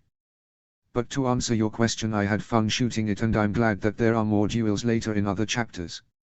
Ones where I don't get kneed in the nose asterisk laughter asterisk. Chapter 18, Arrival in the Capital. Notes. See the end of the chapter for notes. Chapter text. They had been able to smell King's Landing before they saw it. Laura's had told them that the city was not like Old Town which had had thousands of years to figure out its systems and sewage ways. The Rosa Road leading up to King's Landing had been beautiful and the ride was easy but now that they had seen and could smell the capital, they wanted nothing more than to bypass the foul-smelling place. Although the capital had its drawbacks it was still a beautiful city. The walls were high, and the Red Keep stood like a crowning jewel on Egon's high hill. The great September of Baylor sparkled like a star from its own hill. Rob found it to be rather beautiful. Not like Old Town but beautiful in its own way. As they approached the gates of the city from the south they were greeted by a familiar friend. My lords and lady, welcome to King's Landing. Tyrion Lannister smiled at them from the back of his own horse. I hope the road found you well. Tyrion said pleasantly. He was guarded by 10 gold cloaks and an older knight who Rob could see was Barristan Selmy. The king must have sent him down as their personal escort to the Red Keep. It was an easy ride, Lord Tyrion. Rob responded smiling at his friend. Have you met Sir Barristan Selmy, Rob? The Lannister stopped and corrected himself. Sir Rob. He said with a smirk. I saw you in Winterfell a number of times, Sir Barristan, but I never had the pleasure. Rob said as he bowed his head to the knight. The pleasure is all mine, Sir Rob. I heard about your success in the Squire's melee. It is said you personally defeated every other squire. Sir Barristan said with a smile. 50 of the 100 at best, Sir Barristan. Rob corrected, although the achievement was still one that was awe-inspiring. Still quite the achievement. Congratulations on your well-earned knighthood. Had you not already been married, the king may have named you to the Kingsguard. Barristan said jokingly. Likely he would not have, as naming an heir of a house to the Kingsguard was seen as an insult to the family. Heirs had done it with Jaime Lannister, which had deeply affected the relationship between Tywin and the Mad King. The king asked us to escort you to the Red Keep. Sir Barristan finished, and they all made their way through the city guarded by the gold cloaks of the City Watch. The small folk had been aware of their arrival and looked on the northern couple with smiles, and some even cheered. Their romance had become a fairy tale story in its own right, and now that Rob was a knight, they became the darling couple of the 7 kingdoms. They seem to be rather taken with you, my love. Rob said as Margaery waved at children in the streets. I think they are more taken with the Wolf Knight. She said as she motioned with her head at some wenches who were swooning and waving at him. Rob reflexively cringed and looked back at his smirking wife. She knew he had no taste for whores. In fact, she knew he had no taste for any other woman than her. Margaery was more than happy to tease her handsome husband. The Wolf Knight? Rob asked, chuckling at the ridiculous name. That is what they are calling you, Rob, Tyrion piped up ahead of him. Or rather, some small folk are calling you that. The Northern Heir and the Southern Flower. Brought together through their letters, their affection blossoming into a beautiful love. Tyrion said, repeating a summary of their tale as told by the small folk with all the pomp he could muster. Now you are a knight, Rob, making them even more enamored with you. Titles are given very easily to those the small folk are ended to. The dwarf finished smiling as they came to the gates of the Red Keep, which opened for them. There were only servants and some other people in the courtyard. The king was not present, but that was to be expected. Royal welcomes happened in the throne room. The only people Rob recognized were Jon Arryn and Renly Baratheon. Next to Renly was an extremely stern-looking man with broad shoulders and a balding head. There was a smaller man with a well-kept beard and mustache. He had a nice smile and seemed to look friendly, although there was something devious about him Rob could not shake. Another man stood near him. He was bald and had a plump disposition. He wore fine robes and kept his hands in his sleeves. Finally, Rob saw what must have been the feeblest man he had ever seen wearing a maester's chain. Rob quickly came to the conclusion that this was the Grand Maester, meaning the other people present were members of the small council. Rob dismounted and aided his wife as Renly and Jon Arryn approached. Formalities were thrown out the window as Jon embraced his nephew in a hug. "Good to see you, Rob. I hear Highgarden was very good to you," he said, smiling at his nephew. "You could say that," Rob said, he and the Hand laughing together as Renly finished greeting Loras and Margaery and came over and embraced Rob. Jon then greeted Margaery and Loras before Jon motioned to a woman standing next to a young sickly-looking boy. "Sir Rob, Lady Margaery, I would like to introduce my wife, your aunt, Lady Lysa Arryn. Jon said, lacking real enthusiasm. "And my son Robert Arryn, your cousin." He said Robert's name with a bit more happiness.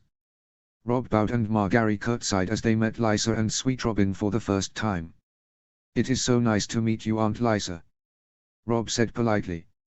"We have met before, Rob, when you were born," she said, giving a polite but slightly strained smile. Rob smiled back as best he could before introducing his wife. "May I introduce my wife, Lady Margaery Stark?" Margaery loved the sound of Stark at the end of her name and smiled brightly. Lysa smiled politely at Margaery as she greeted her. "Such a pleasure to have a beautiful rose such as yourself in the capital," Lysa said, seeming slightly irritated when she said the word beautiful.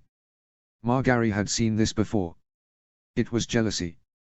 There was nothing Margaery could do about the woman save be kind and polite. "Thank you, Aunt Lysa. I am honored to be welcomed to the capital by you," Margaery said, using Lysa's informal title of aunt as Rob had done. "Mommy, I'm hungry."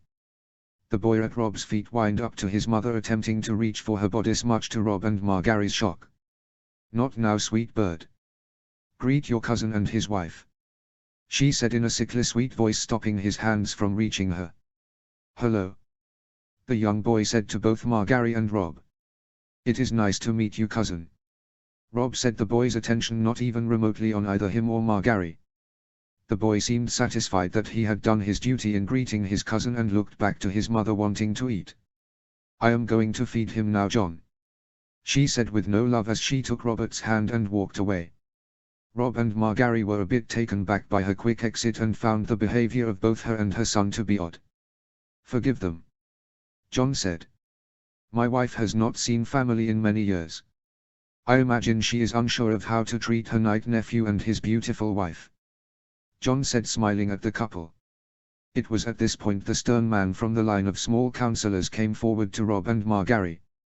"Sir Rob, Lady Margaery, may I introduce Lord Stannis Baratheon, Lord of Dragonstone and Master of Ships," Jon said, laying out the titles of Stannis. Stannis stood a few inches taller than Rob. He was around the same height as the king. "It is a pleasure to meet you, my lord," Rob said, offering a hand to Stannis, which was taken immediately by the stern man. "Good to meet you as well," Stannis said with no joy. Margaery walked up at this point, seeing Rob slightly intimidated by the stern lord. Stannis immediately turned to her without emotion. "Lady Margaery," he simply greeted with a slight bow. "You must forgive my brother," Renly said, coming over to their rescue. "Not very good with ladies." Renly chastised his brother's lack of formal courtesy towards Lady Margaery. Before Lord Stannis could speak in defense of himself, the smaller man with the well-kept mustache came over to them. "Come now, Lord Renly, not all of us can be as well versed as you in the ways of charming women and men," the man said, putting emphasis on the last part, much to Rob and Margaery's surprise. Before Renly could say anything, the man spoke again. "Apologies, my lord and lady. Where are my manners?" he said, deeply bowing. "I am Petyr Baelish," he said as Stannis took this time to dismiss himself. "It is a pleasure to meet you, Lord Baelish. My mother has told me about you," Rob said politely. She had told him how Brandon, his uncle, had nearly cleaved Petyr in two when he challenged Brandon for Catelyn's hand. "It is good to know Lady Catelyn still speaks of me," I will have to write her and tell her of how polite her son is. Petter said with a smile. Rob did not like this man. He had no reason not to, but Baelish made the hair on the back of Rob's neck stand up. Finally, the plump bald man and the Grand Maester approached. They greeted Margaery first while Rob spoke with Baelish. Lady Margaery, the city is made brighter by your presence. My name is Varys. He humbly bowed his head smiling at Margaery. It is a pleasure to meet you, Lord Varys, she said before turning to the Grand Maester. And you must be Grand Maester Pycelle, she said with a small curtsy. He nodded and was about to speak before Tyrion interrupted them all. Apologies, but I know the king would very much like to see you, Tyrion said, giving Jon Arryn a look in hopes of saving the Starks. Jon nodded his head and motioned for Rob and Margaery to follow him. They went up large steps and through several different corridors before reaching the doors to the throne room. Margaery and Rob had hoped they would be allowed to freshen up before meeting with the king, but as they had been ushered to the throne room, they were still in their riding clothes. Rob was wearing a tight long-sleeved black leather shirt and had on his wrists leather greaves with straps. He had removed his gloves. His pants were fine leather that matched his shirt and he had on calf-high strapped boots. He wore a simple leather belt with frost on his side.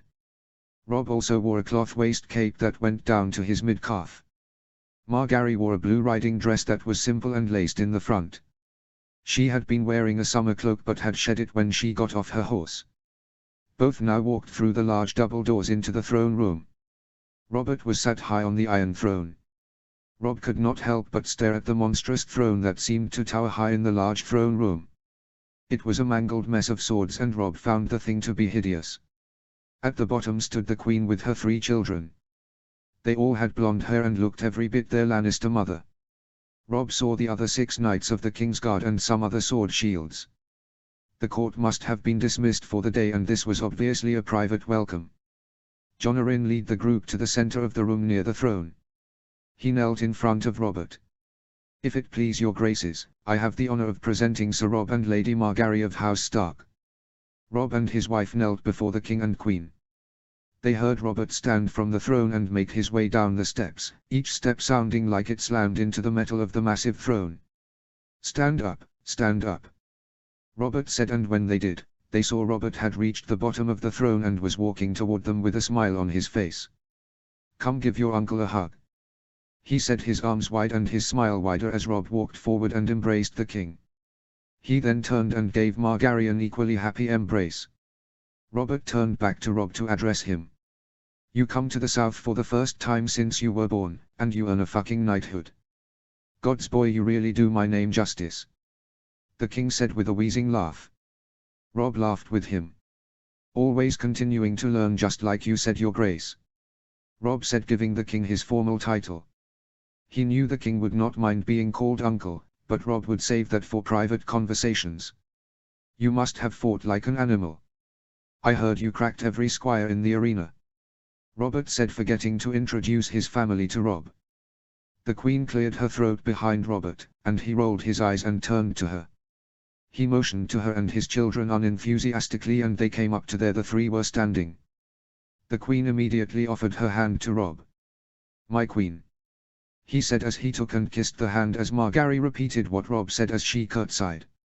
My loving wife Cersei of House Lannister, Robert said with no joy. Welcome to the capital, she said as though it were a chore. Apologies for having you rushed up here, but my loving husband insisted you be brought to us immediately. The tone was polite but insincere. It was of no bother, your grace. We too wished to see the king, Margaery said, smiling at the queen. Cersei was a picture of beauty, but nothing compared to Margaery. Cersei smiled at the girl but there was no joy in it. My son, Prince Joffrey, the queen said, introducing the tallest of her children first. She said his name with pride and the crown prince stepped forward. He was taller than Margaery but not as tall as Rob, and he was much thinner as well. He was undeniably handsome, but Margaery found him to also be less handsome than her husband. Rob bowed politely to the prince as Margaery curtsied. They both immediately detected an arrogance about the boy when he started to speak. A sort of pretentious air that made Rob and Margaery's skin crawl in annoyance. It is so nice to meet you both. My father has spoken quite a lot about you, Rob, and you, Lady Margaery. Although his words did not do your beauty justice. The words were kind, but the prince sounded as though he believed himself to be the god's gift to the world. He took Margaery's hand and kissed it, much to Rob's annoyance. Margaery gave him a polite but very small smile. She took her hand back gently of her own accord, not allowing the prince to hang on to it for very long. Thank you, my prince. My husband and I are glad to have been so warmly welcomed here to the capital, she said, emphasizing her husband as she smiled at Rob, who was looking at the boy with a small but warning smile. Joffrey seemed slightly unsettled by the response, but before anything else could happen, Cersei introduced Myrcella and Tommen. Both infinitely more polite than Joffrey or Cersei had been. After introductions had concluded, Myrcella spoke up to Margaery. Your hair is very pretty, my lady, she said with a bright smile. The little girl was very sweet, and her own blonde locks were beautiful as well. Not nearly as pretty as your own, my princess. You will have to teach me how you make it look so beautiful, Margaery said. The interaction brought smiles to everyone in the room save for Joffrey. The introductions concluded and Robert sent his guests away to allow them to rest, as there would be a feast that evening to mark their arrival. They arrived at their chambers and servants began unpacking their things for them as Rob and Margaery sat on the balcony overlooking the city. They sipped wine as the late afternoon air blew around them on the sunny day. Being this far up in the Red Keep, it doesn't smell so bad, Rob said to his wife. They had been given a guest suite that overlooked both the ocean and the city. But there still seems to be filth in the Red Keep, she said, smirking at her husband. Both said in unison who came to mind. Joffrey. They both laughed as they had been thinking the same thing. So, you got the same impression that I did? Rob asked with a smile. Yes, he seems so pompous, Margaery replied.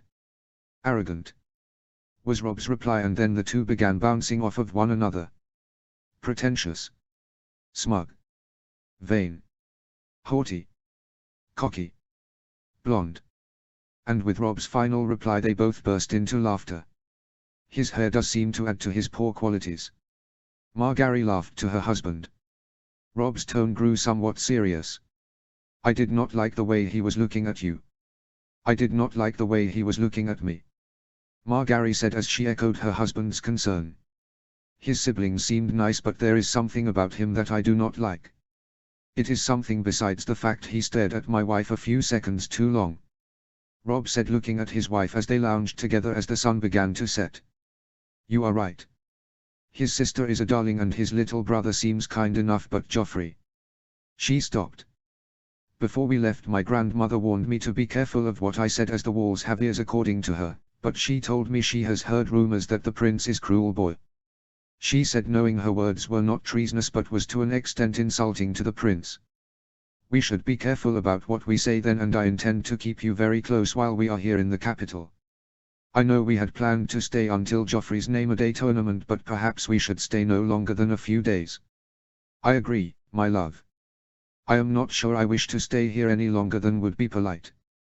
And I would greatly appreciate it if you did not leave my side while we are here, she said, grabbing his hand.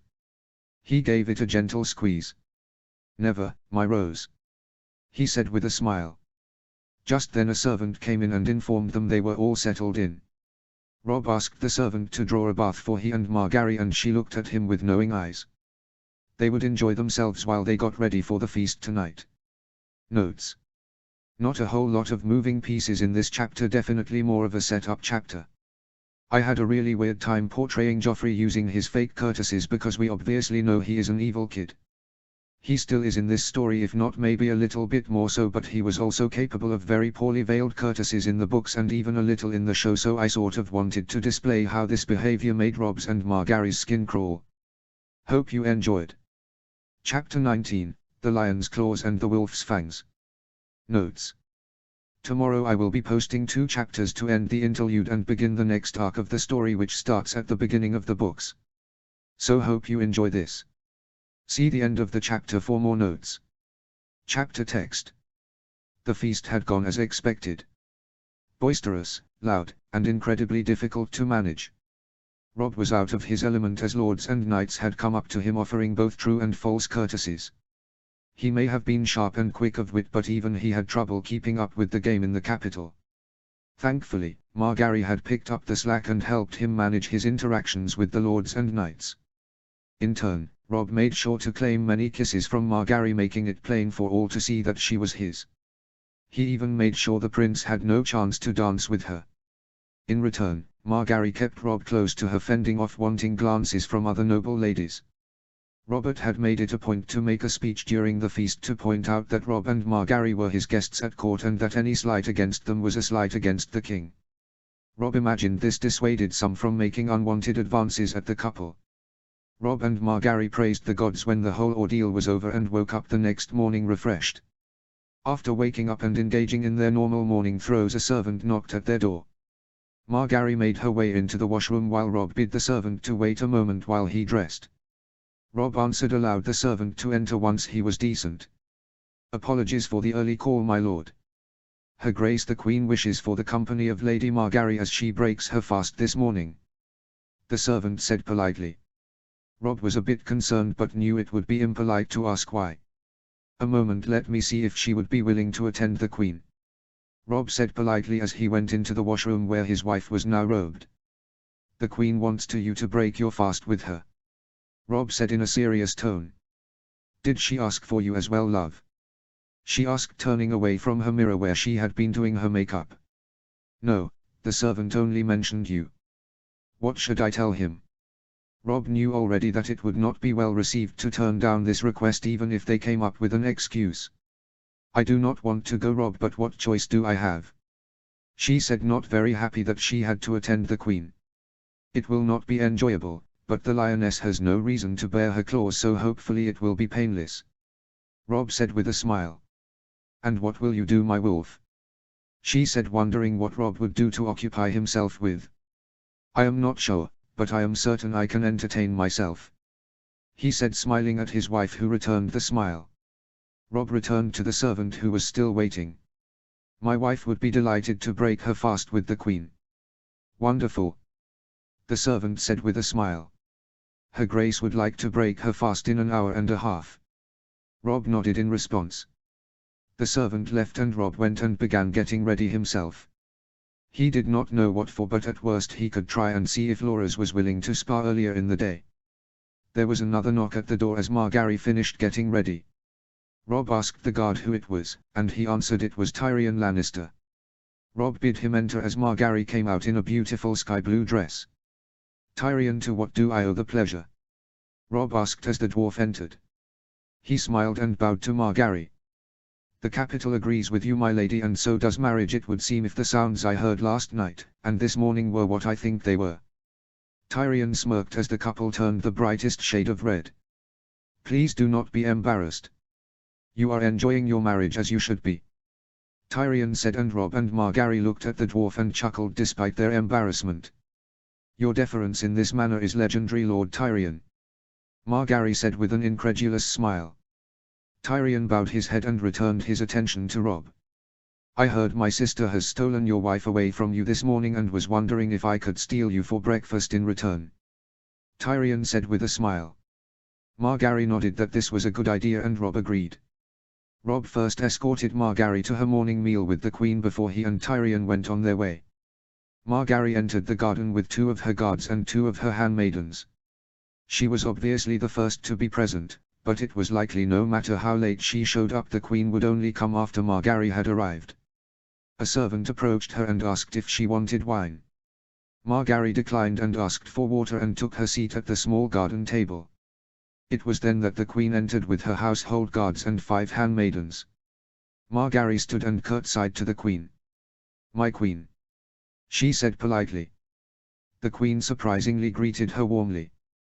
"Please, child, sit. I apologize for my tardiness," the Queen said with a charming smile. This was very unlike yesterday. It seemed being away from the King's presence made Cersei a bit less cross. "How fares your morning, Your Grace?" Margaery asked as the Queen took her seat and a glass of wine was given to her. "It goes well, and how fares yours?" the Queen asked, sipping her wine. I hear you and Rob have been enjoying your chambers to their fullest, especially after the feast last night. The insinuation was similar to the one Tyrion made, and Margaery blushed again, only for the Queen to laugh. Come child, do not be embarrassed. It is good you are enjoying the early days of your marriage. It only gets worse. She said the last part in a darker tone. I am surprised you are not already with child. Cersei said, dominating the conversation. Rob and I agreed to wait to have children. She said with a smile. But yes, I would say that married life agrees with me. Margaery said, beaming at the Queen, who sipped her wine again. Why would a lovely girl such as yourself wish to wait to have children? I would imagine you would be clamoring to try and produce an heir to the north. Cersei said. Margaery could tell that the Queen was now digging for information. My lord husband and I agreed to allow each other time to enjoy each other before children. I will say though that you are right. I do want to have a family with Rob. Margaery said the last part with a glowing smile. She had been thinking about it, and she had come to the point that she had truly wanted to stop taking the moon tear and begin to have children with Rob. Enjoying each other? The Queen questioned. You truly are young and infatuated with the boy, aren't you? I would not call it infatuation. I love my lord husband dearly. Margaery said, this time rather pointedly. And I know he loves me as well. He listens to my advice and he comes to me when he has a problem that he cannot solve. I trust him and he trusts me. Oh, and what advice of yours has he followed that was so important? Cersei said, now a bit less polite. When we were at the Dreadfort some months ago, I recognized that Lord Bolton's son had been poisoned. Lord Bolton would most likely not have acted had Rob not backed my opinion on the matter. He did so without question. He believed in me and it saved Domeric Bolton's life. She said with pride as the Queen grew grimmer. It became obvious that Margaery had some time the Queen would never be able to openly have. Well, your marriage is a blessed one then. She said with a small smile. Although I would not have imagined it happening, since I believed the Tyrells to be more ambitious than to marry their prized rose to the Starks. She said with a sly smirk. The implication was that Rob was not a very good catch. I would say that love came first in bringing us together. Although, I imagine my father would not have agreed to the match had he not seen political strength in the match. Margaery said with a smirk.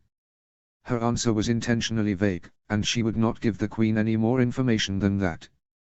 The Northern alliance formed by her marriage to Robb Stark was a powerful one. Margaery had already been aware of its strength. The combined might of the North, Riverlands, Reach, and Vale would be enough to crush the other kingdoms if war came. It was at this point the food arrived and conversation between the Queen and Margaery became less frequent. Margaery would survive her breakfast with the Queen just as Robb was beginning to enjoy his own. Tyrion and Robb had been talking for some time when they began speaking about Margaery. By looking at you, Sir Robb, I would say that marriage makes you very happy. Tyrion said with a smile. Robb smiled in return. I would have to agree, and please just call me Robb. You and Margaery make a very handsome couple and I do enjoy watching you two together, brings back memories. Tyrion said with a sad smile. He had let that last part slip out. Memories. Were you married? Robb asked, not knowing Tyrion had been married once. Yes, it is a story for another time. Tyrion said, not wanting to speak about it. Tyrion, I do not mean to be impolite, but I want to hear it. Robb said, unsure of why he was even pressing the issue. Whatever this was, it made his friend sad and he wanted to know why. It is not a happy story. Her name was Tisha. Tyrion began before telling the story of his first marriage. By the end, Robb felt as though his heart had sunk. What Tywin had done to Tyrion made him furious. I would have killed the man who did that to me. Robb said. I am so sorry, Tyrion. I might yet. A Lannister always pays his debts. And don't be. My life has gone on. Just know love does not come so happily or easily for everyone. You are truly blessed, Robb. Tyrion began before changing the subject. I no longer wish to speak of love. Tell me a joke. Tyrion said, sitting up in his chair as Robb tried to think of a joke.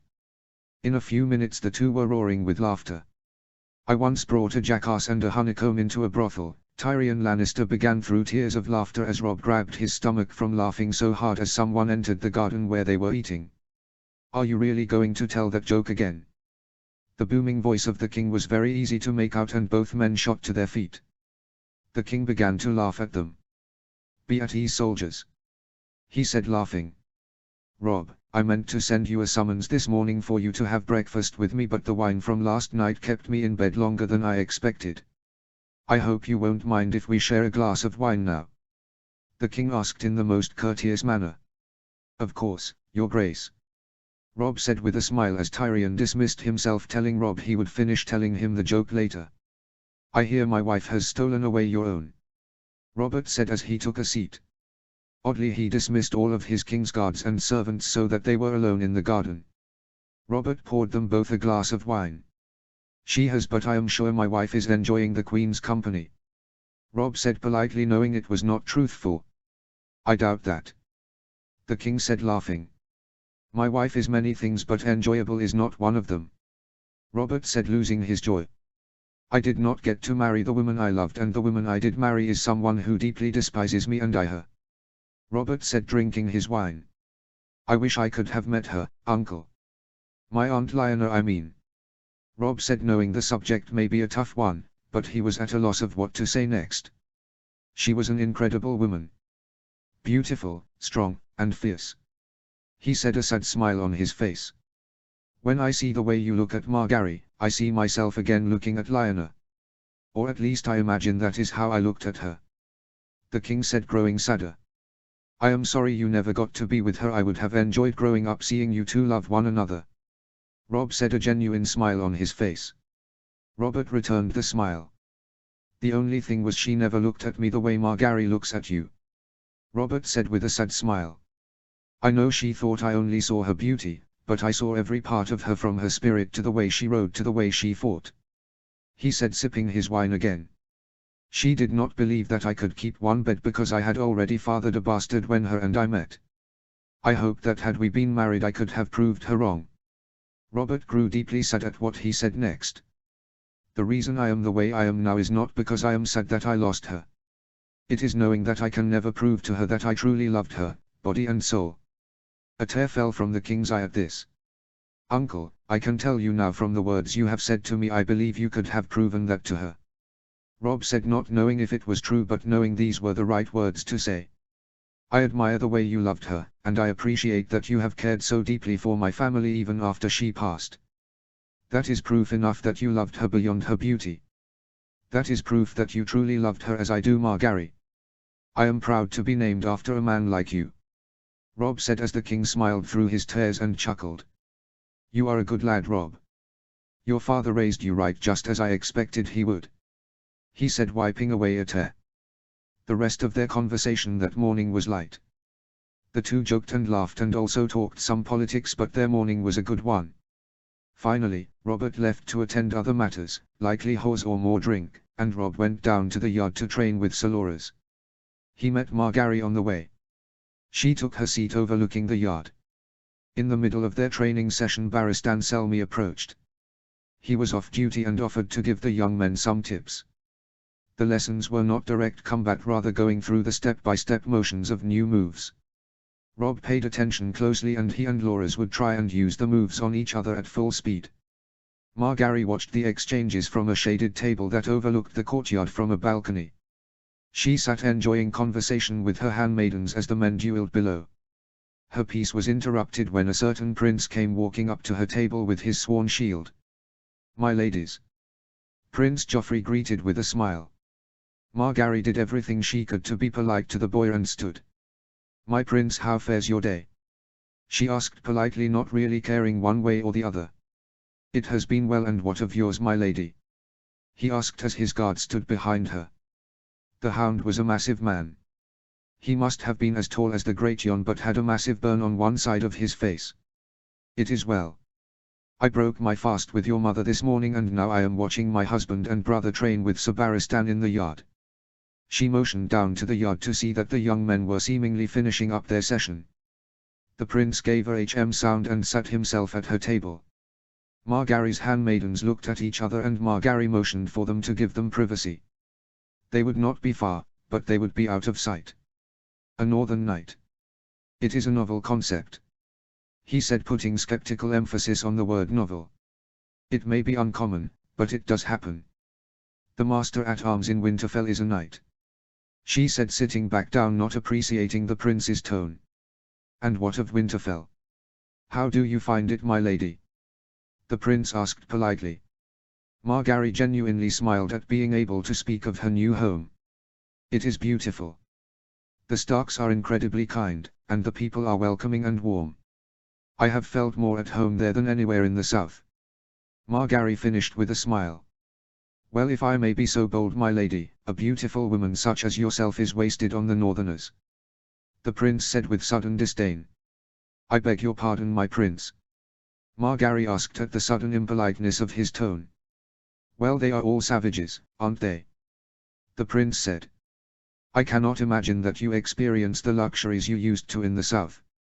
The best gifts they have probably given you is boiled leather, he said with a laugh, very pleased with himself. With respect, my prince, I entirely disagree, she said, her patience fraying.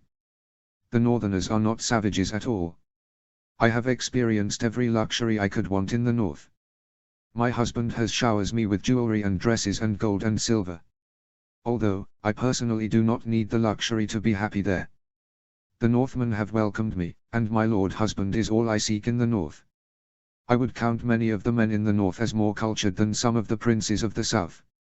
The comment was pointed, and the prince understood what she meant. I highly doubt your husband could ever compare to a prince, Joffrey said, a dark look in his eye. The situation had turned, and Margaery was becoming uncomfortable. I do not believe that I am comfortable with your insinuation, my prince, Margaery said, standing, her patience gone. She summoned her handmaidens to her. Even though you are married, no one would find it odd if you found your way into a prince's chambers, Joffrey said, standing and smirking. That is a step too far. She was about to say something. Something that she would have regretted saying when Robb arrived coming up the stairs near her. He had seen the prince with his wife, and he could tell even from a distance that he was saying things that bothered her. Robb had taken his shirt off like he usually did after sparring and was still shirtless when he approached, much to the glee of Margaery's handmaidens. Robb had leather greaves on his wrists as well. Robb approached and he was sweaty, his muscles rippling. He was lean and his muscles were large from work he did around Winterfell. Loras and Barristan had followed up behind him. Loras had the decency to put a shirt on and Barristan was in his armor. Is something wrong, my love? Robb said, already knowing the answer to the question he asked as he came up alongside his wife. She looked at him and was happy that he came to save her, and she was even happier seeing him in the state he was in. No, my wolf. The prince was excusing himself. Margaery said. Her handmaidens giggled a bit as she placed a hand on his abs sensually in front of the prince, making a very obvious gesture. The prince seemed enraged as Margaery had essentially ordered him away.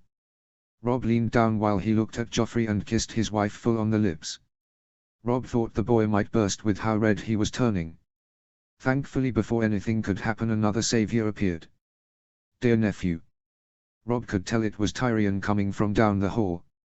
I do believe your mother wishes to speak with you, the dwarf said, saving Robb from having an extremely uncomfortable interaction with the prince. At that, without a word, Joffrey finally left. He passed Tyrion looking rather mad. I am not sure what I just walked in on, but it did not look comfortable. Robb, is everything all right? Tyrion said. He had read the situation on the fly as not being a good one and sent his nephew away. I am trying to ascertain that as well, Robb said, looking to Margaery, who had wrapped an arm around her husband as she held her forehead to his chest. Margaery, what happened? Robb could tell she was extremely bothered. He said things about the north that were insulting and then tried to insinuate that I would be willing to come to his chambers and be unfaithful to you with him, Margaery said, finally allowing emotion to come to her face. She would not cry, but she was extremely bothered by the whole encounter. Gods, my lady, I am so sorry for my nephew's behavior, Lord Tyrion said in genuine shock at such behavior. I will speak with his father. No, it is not worth the effort, Lord Tyrion, but please know I appreciate your gesture. I would not want to cause a scandal to form. I do not believe I want to be on the bad side of the Queen, Margaery said, looking at Robb, who was a picture of rage.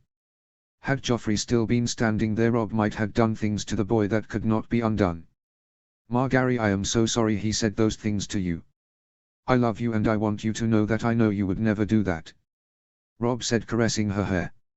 I love you too, was all she said with a nod, leaning into his chest.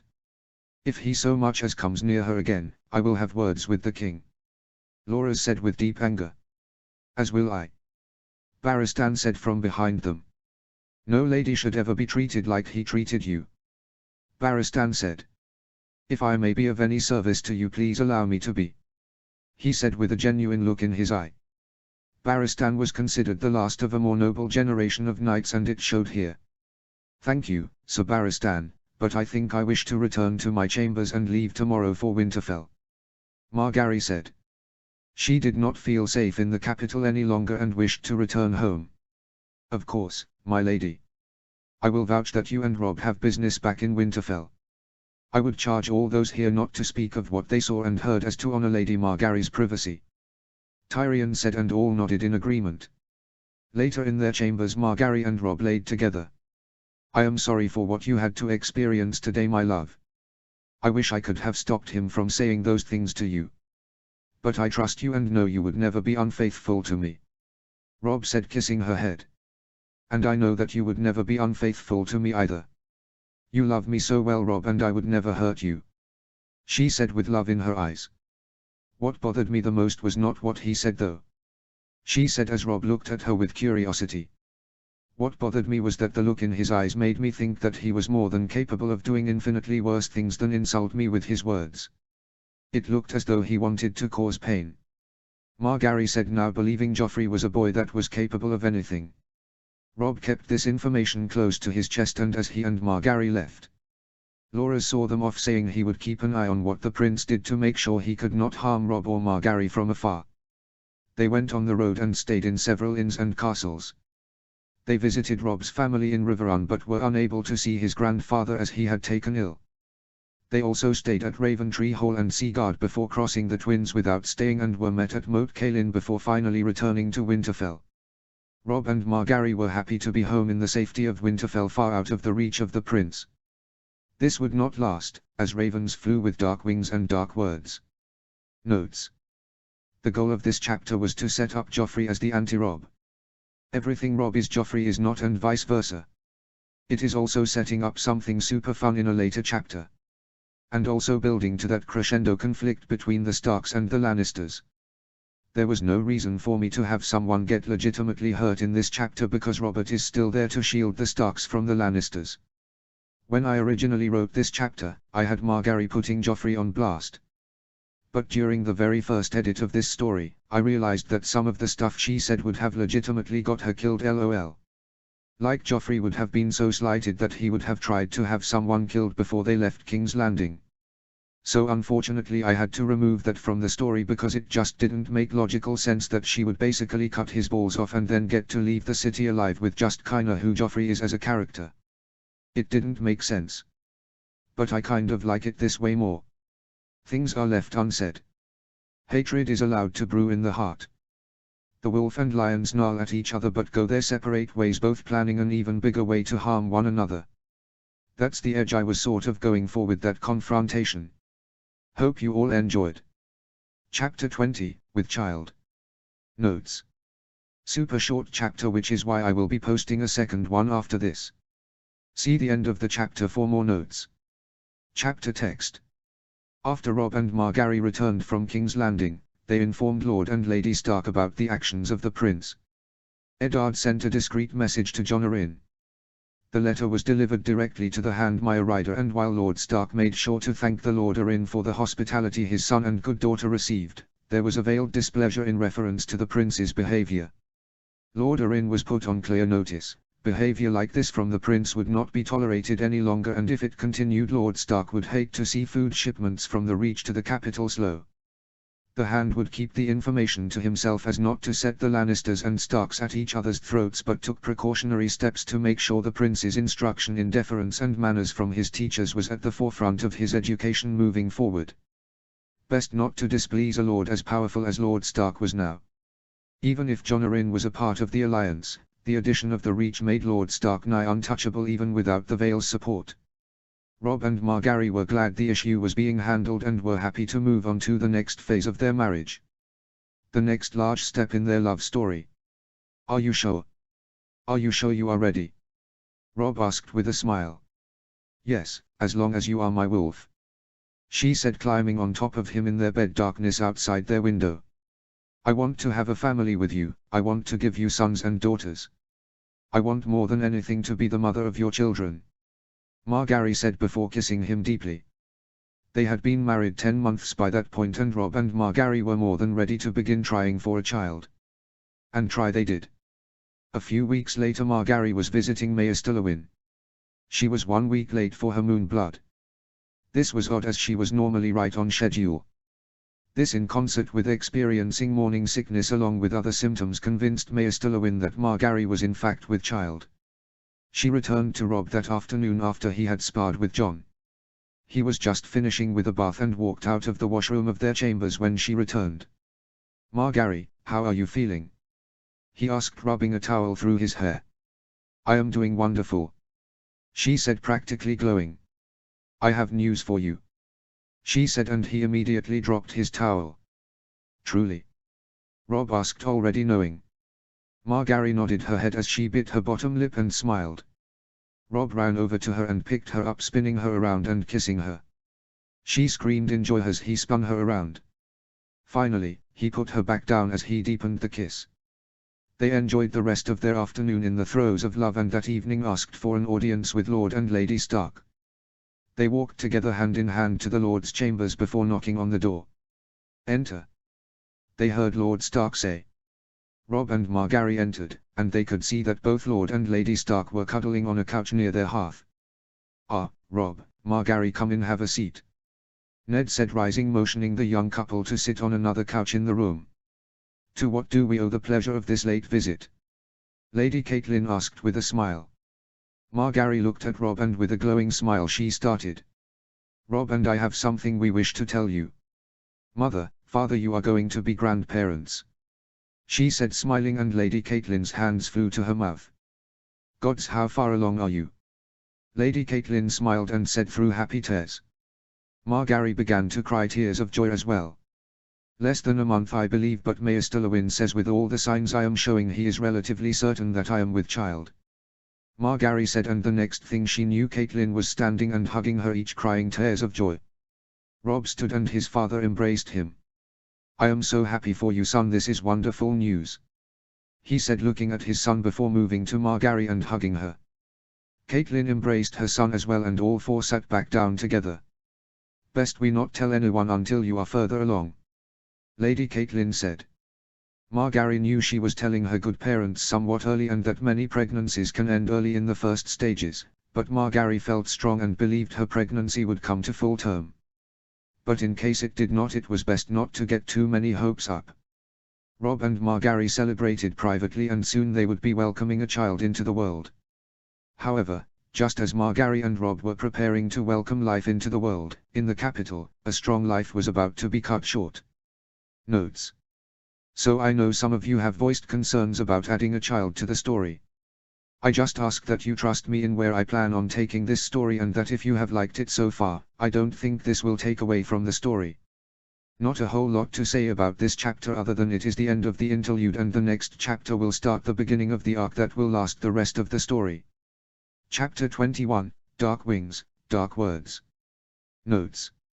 Alright, the very beginning of the arc that will last the rest of the story. Please keep in mind I will gloss over some events that have been covered in the books. If the scenes are essentially the same in the books as they are in this story, I will be glossing over them. Also, this marks 2 weeks since the story has been live, and wow. Well over 5,000 hits and more kudos than I could have imagined at this point. Thank you so much for your support, and thank you for making this so fun for me to have been a part of. See the end of the chapter for more notes. Chapter text. Margaery was attending another embroidery lesson that morning with Sansa and Arya while Robb and Jon used their free time to help Bran practice his archery. Margaery could tell Arya was getting fidgety. She had also been experiencing some morning sickness symptoms lately. Nothing that made her worried, but the sickness could make a perfect excuse to help Arya out here. Septa Mordane was a sweet woman but was also someone who could not be easily tricked. Margaery had found the best way to deal with her was to be honest, or rather honest to a point. Septa Mordane, I am feeling rather ill again. Would you mind if I ask Lady Arya to accompany me back to my chambers? Margaery asked in a sweet tone. Arya looked happy to be asked to do anything besides their embroidery lesson at that moment. I could accompany you, Margaery. Sansa volunteered herself, much to Arya's dismay. No, Sansa, that is sweet of you to offer, but I would not think to interrupt the fine work you have done so far, Margaery said, motioning to the near-complete work Sansa had done. Arya has not gotten as far as you have, and I imagine her hands could use the break, Margaery said, giving Arya a knowing smile. Arya's hands would not get tired from such small work. She knew Margaery was saving her from this boring lesson.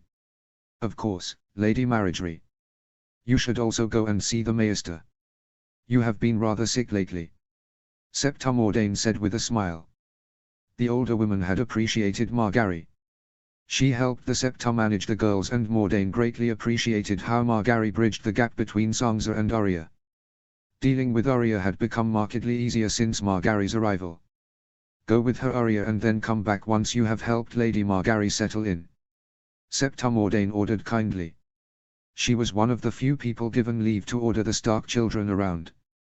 Yes, Septa Mordane, Arya said with a sweet smile that only Margaery knew was less from being polite and more because she could escape her embroidery lesson. The two walked out of the chambers that were used for learning and began walking towards the Great Keep. Margaery had decided, however, to take them on a detour through the training yard. You don't look sick to me, Margaery, Arya said curiously up at her good sister. I have been. Just not right now, Margaery said with a laugh as Arya giggled. I could tell that you were not enjoying yourself, and rather than watch you sneak off again, I decided to save you. The two laughed together. Thank you, Margaery, Arya said, her face changing to one of concern. You should see Maester Lewin though if you are getting ill, Arya said, hoping her sister was okay.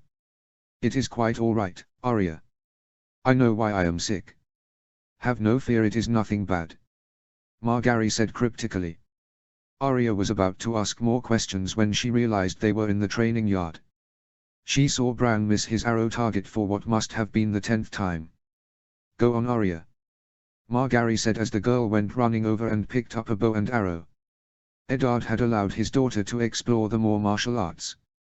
While Lady Catelyn had not approved for a very long time, Lady Margaery had brought her around by convincing Catelyn that she could always be sure that Arya's future husband would never be able to harm her. The next thing Margaery saw was Bran chasing Arya around the yard, much to everyone's amusement. Margaery made herself known, walking over to her husband and good brothers. So, you are the one that helped her escape her embroidery lesson, Robb said with a smile as she came up to him and kissed him. Yes, she seemed rather restless and I could tell she would have escaped on her own had I not helped, Margaery said, seeing Rickon at this point sitting on a saddle that had been thrown over a post. She went over to him, her motherly instincts beginning to form, and she picked the boy up and placed him on her hip. And how are you this morning, Rickon? Margaery asked in a playful tone as the boy hugged her when she picked him up. Good, he said, obviously still somewhat sleepy. It was early in the morning for him, but he wanted to see his brother practice. Margaery turned and saw Lord and Lady Stark speaking with Roderick on the walkway attached to the second level of the training house. They had obviously been watching the practice as well. Rickon leaned into Margaery, laying his head on her shoulder. Are we still going hawking later today? Jon asked his good sister. He had been aware that she was sick and so wanted to make sure she was still up for it.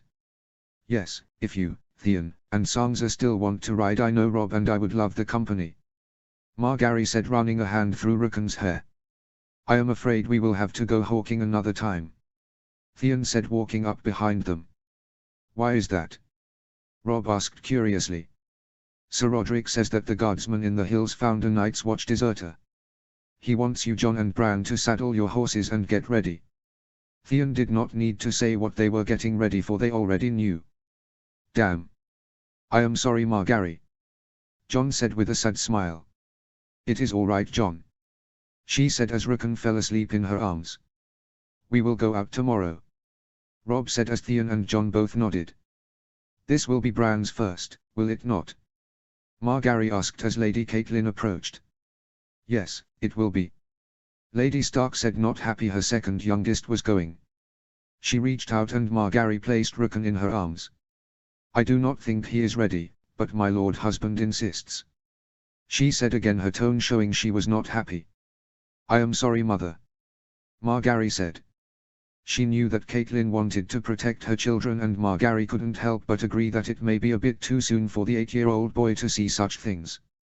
But it was not her place to disagree with Lord Stark. It didn't take long for the lads and guards to be saddled up and ready to ride. Be safe, Robb, Margaery said as Robb kissed her, about ready to leave. Robb had his sword on his side and leather riding gear on with his furs. She watched him ride off, not exactly happy about what he had to go and watch. But when he returned, Robb was nothing but smiles as he, Jon, Theon, and Bran carried 6 small bundles of fur. They were greeted in the yard by Margaery, Sansa, Arya, Rickon, and Catelyn. My love, look, Robb said excitedly as he showed her one of the pups in his arms. They are direwolf pups. Their mother looked to have been killed by a stag. Father agreed to let us take them in, Robb said, an almost childlike smile on his face. Theon handed Arya and Sansa their own direwolves. Both were grey with flecks of white fur and dark yellow eyes. Margaery imagined they were the most similar of the direwolves. Bran had in his arms one light blonde direwolf with bright yellow eyes and one black direwolf with green eyes. He let Rickon choose which one he wanted. Rickon reached for the black one, leaving the lighter one with Bran, who happily took the pup. Jon held what must have been an albino wolf. He was small but made quite the racket as Jon handled him with care. Finally, Robb held the largest of the 6 pups, a grey wolf with bright yellow eyes, brighter than the eyes of Sansa's or Arya's wolves. The color of the Robb's pup's fur was a darker shade of grey as well. They are beautiful, my love, Margaery said as Robb handed her his pup to hold. The gods must have wanted you to have them. One for each of the Stark children. Robb smiled and looked to Jon, who looked rather proud of himself. They must have, because those are the exact words that Jon said about the wolves when we found them, Robb said, watching the direwolf nuzzle into Margaery's furs. They would each take care of their direwolves themselves, and the Stark children seemed to bond quickly with their new pups almost in an unnatural way.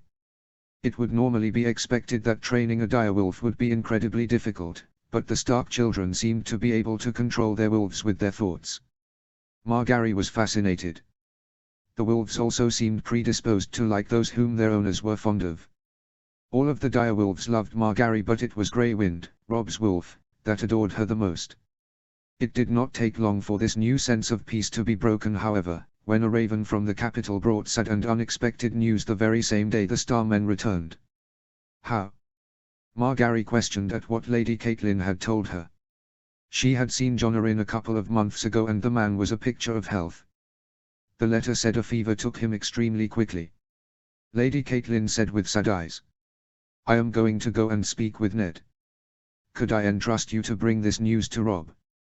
Lady Catelyn asked. We also need to begin preparations for the king's arrival. He will be bringing what I imagine will be the whole royal court, since the queen and royal children are also coming, Catelyn said. Margaery looked troubled. She found Jon Arryn's death incredibly sudden. He had been strong and lively when they had last seen him only a few months ago. She was also troubled that she would have to deal with the prince again. Catelyn noticed this and put a hand on her shoulder. I know that you and the prince had a very poor interaction, to say the least, when you last saw him. I will make sure to keep you and he away from one another, and when you are with the prince, I will make sure either Robb, Jon, Theon, myself, or my husband are always with you. Not to mention a guard or 2. She said, giving her daughter Baelor a smile while moving a lock of hair behind her ear. Thank you, mother. I will feel less anxious knowing I am here in Winterfell with you all, she said, smiling. Margaery took her leave to tell Robb of the news. He was practicing in the yard, dueling both Theon and Jon at the same time, much to Bran and Arya's entertainment. Bran and Arya had been the most awestruck with their brother when he returned a knight from the south. Jon and Theon had been too, but the childish nature of his younger siblings had them begging for him to knight them. Robb had brushed it off, telling them they needed to earn knighthoods like he had. After that, Arya and Bran had taken to practicing more often and much harder. Margaery also appreciated that Robb did not tell Arya she likely could not be a knight. He would make a good father. She watched as Robb knocked Jon in the head, sending him to the ground where Theon already was. Sir Roderick called the match and Robb helped the two to their feet. Robb was breathing hard. The two had obviously pushed him very hard. They were getting better by the day. But it was Jon, in Margaery's mind, that gave Robb the best fight and was improving the most. "You know, Sir Robb, you could go a little bit easier on us slowly, you an anointed swordsman," Theon said, rubbing a welt forming on his arm. Robb laughed. "But then I wouldn't get to enjoy hearing you whine about it afterwards," Robb said, smiling as he helped Jon up. "You keep getting better, Robb. It is forcing us to get better as well, so don't start holding back," Jon said with conviction, already ready to go another round when they all noticed Margaery. "My love, to what do I owe the pleasure?" Robb asked as he removed his helm.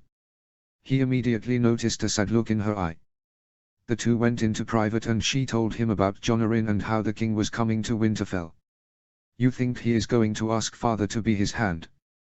Robb asked, knowing his wife would know better than him if that were the case. "I do not see any other reason for his visit," she said as they walked back to their chambers together.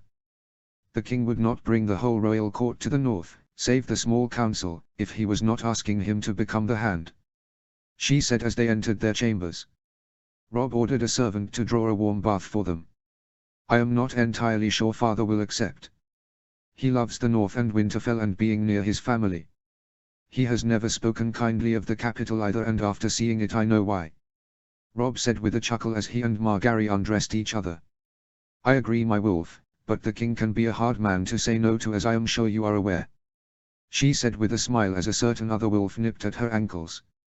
She picked up the little ball of fur and nuzzled him. "You do know what it means for you if he does accept?" Margaery questioned as Robb began to rub Grey Wind's head. I become the acting Lord of Winterfell," he said. He felt he was ready even though he did not want to have to serve in the role yet. Despite not being in his majority, it was generally accepted that a boy of 15 could serve as an acting lord without the need of a regent. Robb changed the subject as Margaery placed Grey Wind on the dog bed in the washroom as he and Margaery climbed into their bath. "Are you going to be okay with the prince around?" he said with concern in his eyes. "Yes, because I am going to be surrounded by those I know will protect me," she said as she lay on top of him in the warm bath. "If Joffrey wants to come into this place and act as he did in King's Landing, he is going to find out how quickly northern hospitality can change to northern wrath," she said with a smirk as she kissed her lord husband, who was smiling into the kiss at his fierce wife's words. She was right, this was their home, and if the prince was going to act as he had, Robb would make sure he knew that the North remembers. Notes. Well, here we go with the rest of the story moving forward. I hope you guys all enjoy. Now the Starks have their direwolves and they will be present moving forward. This is again a setup chapter, so not a huge amount of moving pieces to see just yet. I will say that the very next chapter is easily one of my very favorites and will have a sparring match between Joffrey and Robb that you will not want to miss. Not a whole lot of background notes in how I wrote this chapter other than to show a little bit more of the Starks interacting. Next chapter is very beefy in terms of length and content, so I hope you all end up enjoying that. Chapter 22, The North Remembers. Notes. This chapter is easily one of my favorites in the whole story, but I want to preface something before we get started. From this point onwards, when this story covers an event that is substantially similar in this story, it will be glossed over. What does that mean for you? You should have a knowledge of Asoyaf as a story. I have gone ahead and made sure that if I am glossing over an event, that event was at least covered in the TV show. So if it is a book-only event, I have gone ahead and laid it out for you guys, but if it was in the show I will likely have glossed over it unless it was changed in my story. TLDR, I'm not gonna waste your time and my time with events that you already know about from the original story. See the end of the chapter for more notes. Chapter text. The month leading up to the king's arrival felt like a blur. Margaery and Lady Catelyn had been extremely busy making sure everything was in order. Even Robb had been helping manage some of his father's duties as Eddard had been occupied with tasks pertaining to the king's arrival. All of that was behind them now as they stood in the courtyard together awaiting the king's entrance. Bran had told them that he saw hundreds of people with the king this time. The Starks were wearing their best outfits that day. Lady Catelyn had even insisted the boys shave and be trimmed before the king's arrival, much to Jon's dismay. Robb was forced to shave his beard, much to Margaery's dismay. They stood there in the yard now waiting for the first guards to come through the gate. Lord Eddard stood with Catelyn, Rickon, and Jon standing to his left and Robb, Margaery, Sansa, and Bran to his right. "Where is Arya?" Lady Stark said, realizing one of her daughters was missing. "Margaery, where is she?" Catelyn asked politely with some concern. "I am not sure, mother." Margaery genuinely did not know where she was. "Sansa, where is your sister?" Catelyn asked, but Sansa just shrugged, not sure either. A minute later a small girl with an oversized helmet and beautiful furs came running up. Hey, what are you doing with that on?" Lord Stark said, realizing it was Arya. He lifted the helmet off her head and handed it to Sir Roderick behind him. Lord Stark sent the girl on her way as Robb, Margaery, Jon, and Theon all chuckled. Arya pushed Bran to take her spot in line. She was just in time as well, as the royal party came through the gates and into the courtyard of the inner castle. 2 Lannister guards and 2 King's guards were the first to come through, followed by what must have been the largest, reddest wheelhouse Robb and Margaery had ever seen. It was 2 times the size of the wheelhouse she had used when she arrived in Winterfell near a year and a half prior. That is when Prince Joffrey came riding through the gates on his horse, followed by his large sworn shield Sandor Clegane, who wore hound-like armor. Joffrey smirked at Sansa, who was practically swooning. He did not give Robb and Margaery as kind of looks. Margaery had elected only to tell her good parents about the incident in the capital, and Sansa was obviously blissfully unaware. One of the King's Guard removed his helm. He was a handsome man with blonde hair, and Robb knew immediately who he was, although Arya would inform everyone else in a moment. "That's Jaime Lannister, the Queen's twin brother," Arya said excitedly. "Will you shut up?" Sansa said, annoyed. Finally, a friendly face entered the courtyard as the king came riding in on his horse. All present kneeled for the king as servants brought him steps so he could descend from his horse. Robert walked over to Ned first. "Get up, Ned. Are we really going to do this every fucking time I visit?" He laughed as he embraced the Lord of Winterfell and his wife. "When you stop being king, I will stop kneeling," Eddard said, laughing. "Wouldn't that be a blessing from the gods?" Robert said, laughing harder. The king moved over to Robb. "Robb," the king said, embracing his adopted nephew. "Your Grace, it is good to see you again so soon," Robb said, leaving the embrace smiling. "I agree, but shit circumstances," Robert said with a sad smile, happy to see Robb, unhappy as to why he was seeing the young man. He perked up when he said his next sentence. "Remind me, I have a gift for you. I will give it to you later," the king said before moving on to Margaery. "There is our Winter Rose," Robert said, embracing his adopted niece, calling her by a nickname that had recently been given to her by the small folk on account of her personal sigil. "Your Grace, it is so good to see you," she said, warmly embracing him. "You are glowing, Margaery. I must say you grow more beautiful every time I see you," the king said finally before greeting the other Stark children. The Queen had approached Eddard by this point, and he and Lady Stark gave her the politest welcome they could. Their interaction was interrupted by Robert. "Ned, take me to the crypts. I need to pay my respects," Robert ordered, much as he did during his last visit, although this time the Queen was unhappily present. "We have been riding for a month, my love. Surely, the dead can wait," she said, looking to him with no love in her eyes. "Ned," Robert said, almost ordering Lord Stark. Eddard looked at the Queen as if to apologize, and she looked back with an unforgiving stare as the tall lord strode past her. The Queen then moved to Robb and Margaery. "Ah, there are our darlings of the north," she said as her tone quickly changed to one of false joy as she stood in front of Robb, who politely kissed her hand. "My Queen. So good to see you again," Robb said with as much politeness as he could muster. Margaery reflected this by giving the queen a curtsy. The queen waved her off and opened her arms to Margaery. "Embrace me, child. I missed you terribly," the queen said, offering an incredibly false courtesy. Margaery obliged the queen and they placed kisses on each other's cheeks. "Thank you, my queen. You are most welcome here in our home," Margaery replied, smiling at the queen. Cersei moved back to speak with Lady Catelyn as Robb and Margaery realized that Joffrey was walking over to them, and they both prayed for strength from the gods. Thankfully they would not need it, as a certain Lannister savior stole their attention.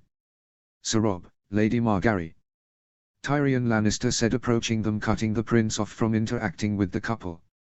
"Lord Tyrion," Robb said with relief in his voice as he reached down to shake the dwarf's hand. Margaery crouched down and hugged Tyrion as she spoke to him. "How did you fare on the road this time?" Margaery asked, standing up, remembering his last trip to the north. "Much better, my lady, thank you for asking. I had initially planned to stop at a brothel here in Wintertown, but I had to see my favorite young couple before I went off to enjoy myself in debauchery," Lord Tyrion said with a smile. He was comfortable around Robb and Margaery enough to joke about such things, and they knew him well enough to simply laugh at his jests, despite the fact they knew he was going to find himself thoroughly debauched later. Tyrion kept their attention and time long enough for the prince to finally give up trying to speak with them. Finally, Loras Tyrell came up to Margaery and Robb and greeted them. He had decided to join the royal court on the trip north as an excuse to see his sister and brother-by-law once again. The three talked and caught up as the royal party was shown to their accommodations.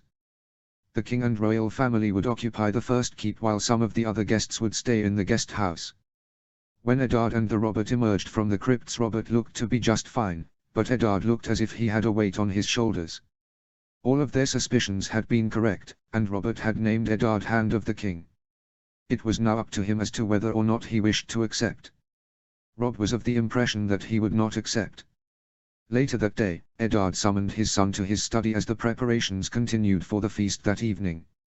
Robb entered the study and Eddard had Robb sit down across from him at his desk. "I wanted to ask you about Jon Arryn. Eddard said in a serious tone. "How was he when you saw him in the capital?" "He was the same as when you saw him here in Winterfell for the wedding. Healthy and strong. I could detect no ailment in him," Robb said, leaning forward in the chair. "Whatever killed him must have been extremely aggressive," Robb proposed. "A devilish fever to take a healthy man that quickly. But Jon was older, so perhaps despite his strength his body could not fight the disease," Eddard said, leaning back in his chair. Neither had any reason in that moment to suspect foul play. "Old men, even strong old men, die all the time." "How was your conversation with the king?" Robb asked with a smile, knowing the king had made Eddard's day rather stressful. "He asked me to be his hand," his father said, leaning back into his chair. Saying it out loud seemed to weigh him down. "Are you going to accept?" Robb asked, genuinely curious as to his father's intentions. "I am leaning against the idea. My place is here with you and I wish to see the birth of my first grandchild," Eddard said, smiling at his son.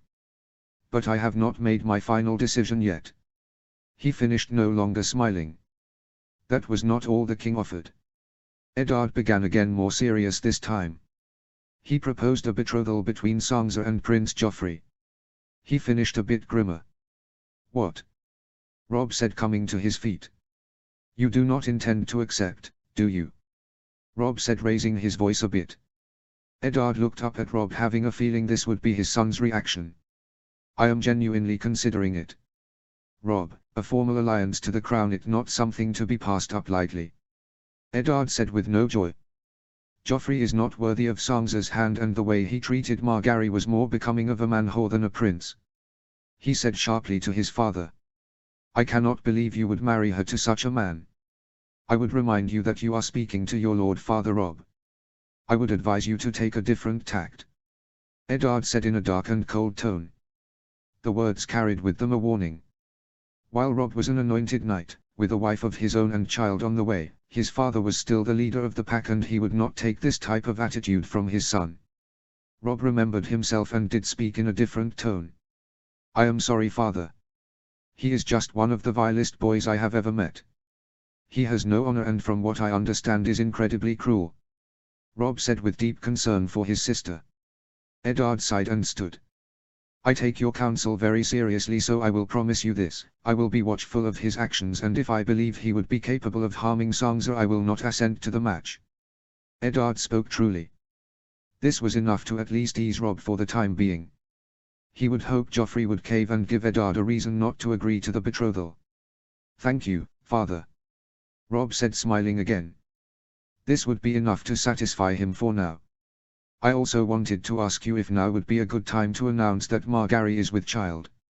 It would certainly add to the festivities and would most likely ease the tension I feel lingering in the air. Eddard said with a chuckle, looking for anything to distract him from his royal visitors. He did not mind Robert being around, but the Queen and other Lannisters put him on edge. I think Margaery and I would like that very much.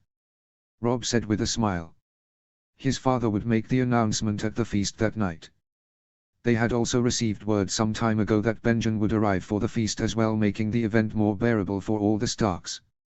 Rob had told Margaery about everything he and his father had spoken about. She was rather furious about the proposal of marriage between Sansa and Joffrey, but Rob was able to calm her down. He told Margaery that his father had yet to agree to the match, and since Sansa had not had her first moon blood, he was likely not going to agree to any match until such time. This sated Margaery, and she was also happy to be announcing her pregnancy at the feast. The couple began getting ready and soon they were walking into the great hall arm in arm together. They took their seats at a table just below where the King and Lord Stark sat with their wives. The feast was a merry affair. Unfortunately, not for the Queen, who watched as Robert made friendly with another serving girl. Lady Stark had done her best to keep the Queen occupied. Rob was dancing with Margaery when he saw his father face to face with the Kingslayer, and their conversation did not look like an enjoyable. He was about to go and help when Eddard walked past the Lannister, brushing his shoulder against the Kingslayer. Rob wondered what that had been about. The feast continued and Benjen had arrived, and Rob and Eddard were able to greet him. Now was the time Eddard chose to make the happy announcement. He pounded a fist on a table to get the attention of the room. My king, my queen, my lords, and ladies. Please allow me to say how happy my family and I are that you came all this way to Winterfell. He said, smiling as the room clapped. You have brought joy to my house, and while this has been a merry feast, I wish to add a new source of happiness to our celebrations. Lord Stark said, pausing and smiling to the crowd. I am extremely happy to announce that my son Rob and his wife Margaery are expecting their first child and our first grandchild. He said as the room nearly exploded with jubilation. The Stark siblings looked to Rob and Margaery as they stood up, smiling and laughing. To Margaery, Rob, and hopefully the first of many children. Lord Stark said, leading a rousing toast. The first person to hug Margaery was Sansa, who could not be more excited to be an aunt, and Jon embraced Rob, all too happy for his brother. How long have you known? Jon asked with a smile and laugh at his brother. She is about 2 months along. We knew pretty quickly after she became pregnant. Rob said, laughing as Theon embraced him. I am so proud of you. Theon said. Rob knew what he meant by this and laughed. I am so happy I get to be an aunt. Sansa said, practically bouncing as she made room for Arya to hug Margaery around the waist. Then Jon went to Margaery next as Sansa hugged Rob. They were all interrupted as the king made himself very known. Rob. Margaery. He screamed as he embraced them both at the same time. I am so happy for you both. May the gods bless you. He said, smiling brightly as he continued to pour compliments on them both. Margaery was approached by the Queen, who gave her a hug, and the night continued like this as celebrations and congratulations continued. The night finally began to come to an end, and Rob, who was somewhat drunk, was brought back to his room by a sober but extremely happy Margaery. Rob was not so drunk though as to forget his husbandly duties, and the two enjoyed themselves several times that evening. They woke up the next day very happy. Margaery took her rights as a wife, and Rob was all too happy to oblige. The two laid there and spoke about what the day had to offer. I think the royal party will be joining us when we train this morning, Rob said as he caressed his wife's body in his arms. The princess will be joining us for our embroidery lesson today. Margaery smiled up at him, placing a kiss on his jaw. You must be happy to get the nice royal sibling while I have to put up with Joffrey. Robb said with a chuckle as his wife joined in. Tommen is not bad at all, she said, running her hand over his abs. Yes, but Joffrey is bad enough to make it so I will still not be happy. At that Grey Wind jumped up on the bed and began nuzzling himself into Robb's side, much to Margaery's glee. Well, looks like someone is willing to help you feel better and he isn't alone, Margaery said, petting the growing direwolf as she kissed Robb on the lips. The two got ready and dressed for their day. Robb was down in the yard watching everyone train. He watched as Tommen and Bran swung wooden swords at each other. Tommen looked like a small iron ball as he tried to move in the sparing armor. He was already plump, and watching the 7-year-old attempt to strike his 8-year-old brother was rather hilarious. Bran was dodging and parrying the strikes so well he looked like a true knight in the making. Arya had not been allowed to participate, but she and Margaery escaped their embroidery lessons once again and now watched the sparring happen from tower. The girls were high enough in the tower to look down and see the action, but low enough to be able to hear shouts and conversations in the yard. They took their seats looking down at the fighting between the two young boys, wondering if they had missed the older men fight. Sir Barristan, Sir Loras, Jon, and Theon stood near Robb. Jon and Theon looked as though they had already sparred. Robb had not sparred with anyone save for Loras, and their match was truthfully a warm-up. Robb had not been challenged by anyone, and Sir Rodrik would not let him face anyone who was not either a knight or at least in their majority. Jon on the other hand had given Prince Joffrey plenty of bumps during their match. Enough.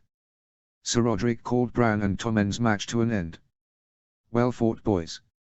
Lew, Donis, help them out of their armor, he said, directing 2 guards to help the boys. Prince Joffrey, care to go another round with Lord Jon? Rodrik asked politely. Gladly, Jon said as Robb chuckled. This is a game for children, Sir Rodrik, the prince said harshly. You are a child, Theon responded, leaning back on a post, gaining laughs from the Stark men. The bastard may be a child, but I am a prince and I grow tired of swatting at Starks with play swords, he said defiantly. Jon's eyes darkened and it became very clear the prince had taken a step too far with his insults. Robb, however, stepped in at that point and stood up for his brother. Careful, prince. You received more swats than you gave.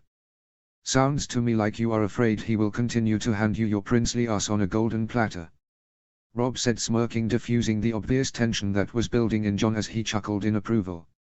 Oh, terrified, Joffrey said mockingly. Sir Rodrik cut the boys off. What are you suggesting, prince? Sir Rodrik asked. Lifesteal, and I want to face Robb, Joffrey said with an arrogant smirk. Done, Robb said, but Rodrik cut him off again. I will not allow an anointed knight to fight a boy of 2 and 10 with lifesteal. Out of the question, Sir Rodrik said firmly, much to Robb's disappointment. However, a voice came booming into the yard. Let the boy fight. It was the king, who was accompanied by Lord Stark. It is important that my son learn by training with the best, the king said. Your Grace, I do not believe that is wise, Sir Rodrik said boldly to the king. Wise or not, Rodrik, this is what the king commands, Lord Eddard said, knowing this was a very silly thing to allow to happen in his yard, but Eddard was unable to stop the king. Then they will need to be in full armor, Sir Rodrik said with concern. Agreed, someone else spar while these two suit up. I came to see some fighting, Robert said as chairs were brought for him and Lord Stark. This is going to be fun, Arya said to Margaery as Robb walked over and a servant fetched his armor. I can't wait to watch Robb run Joffrey into the ground. I would normally not wish for Robb to hurt anyone, but in this case, I hope he puts the prince in his place as well, Margaery said, smirking as she watched her wolf knight receive his armor.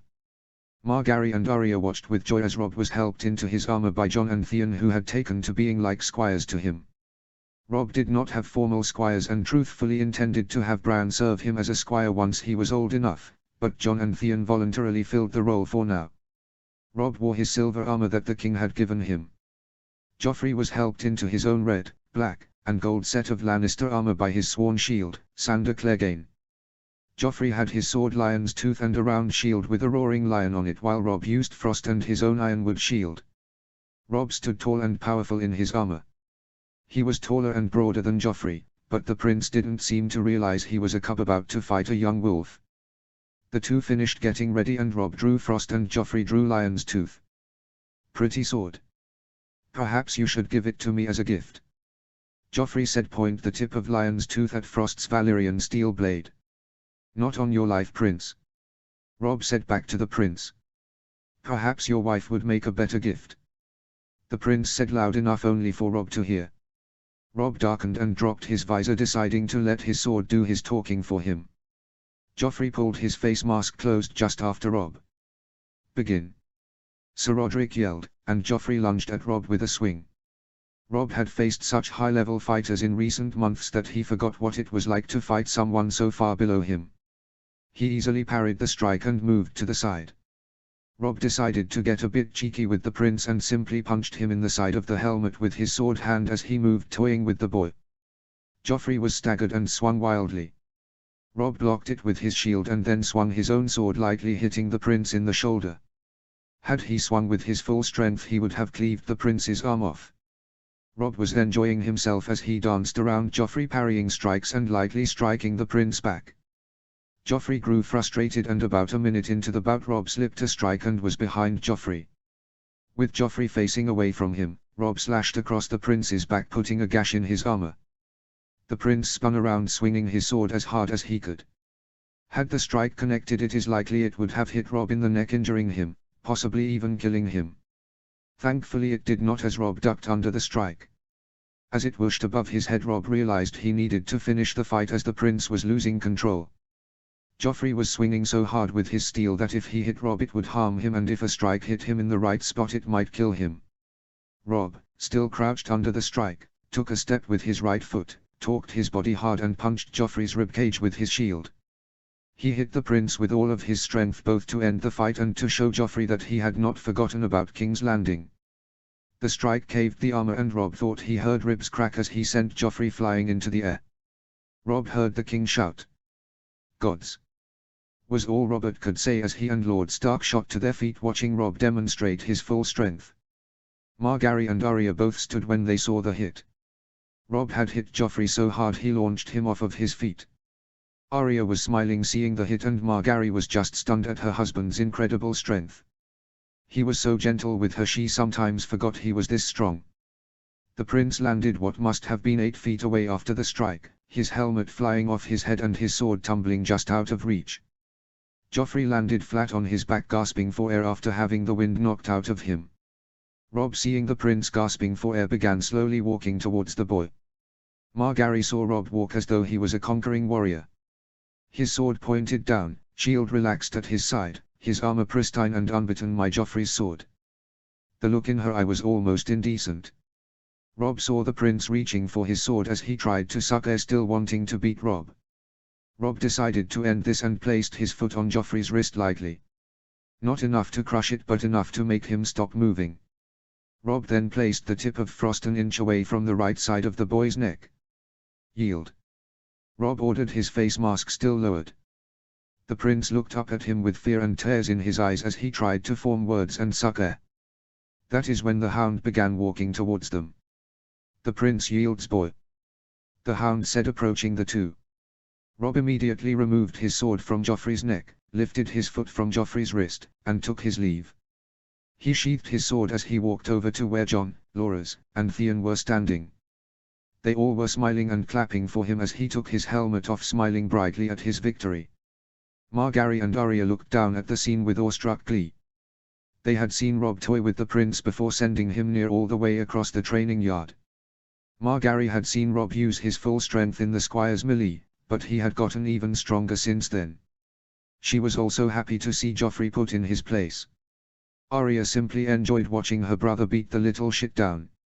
Robb was being clapped on the shoulders and given water when he heard the prince finally yell something.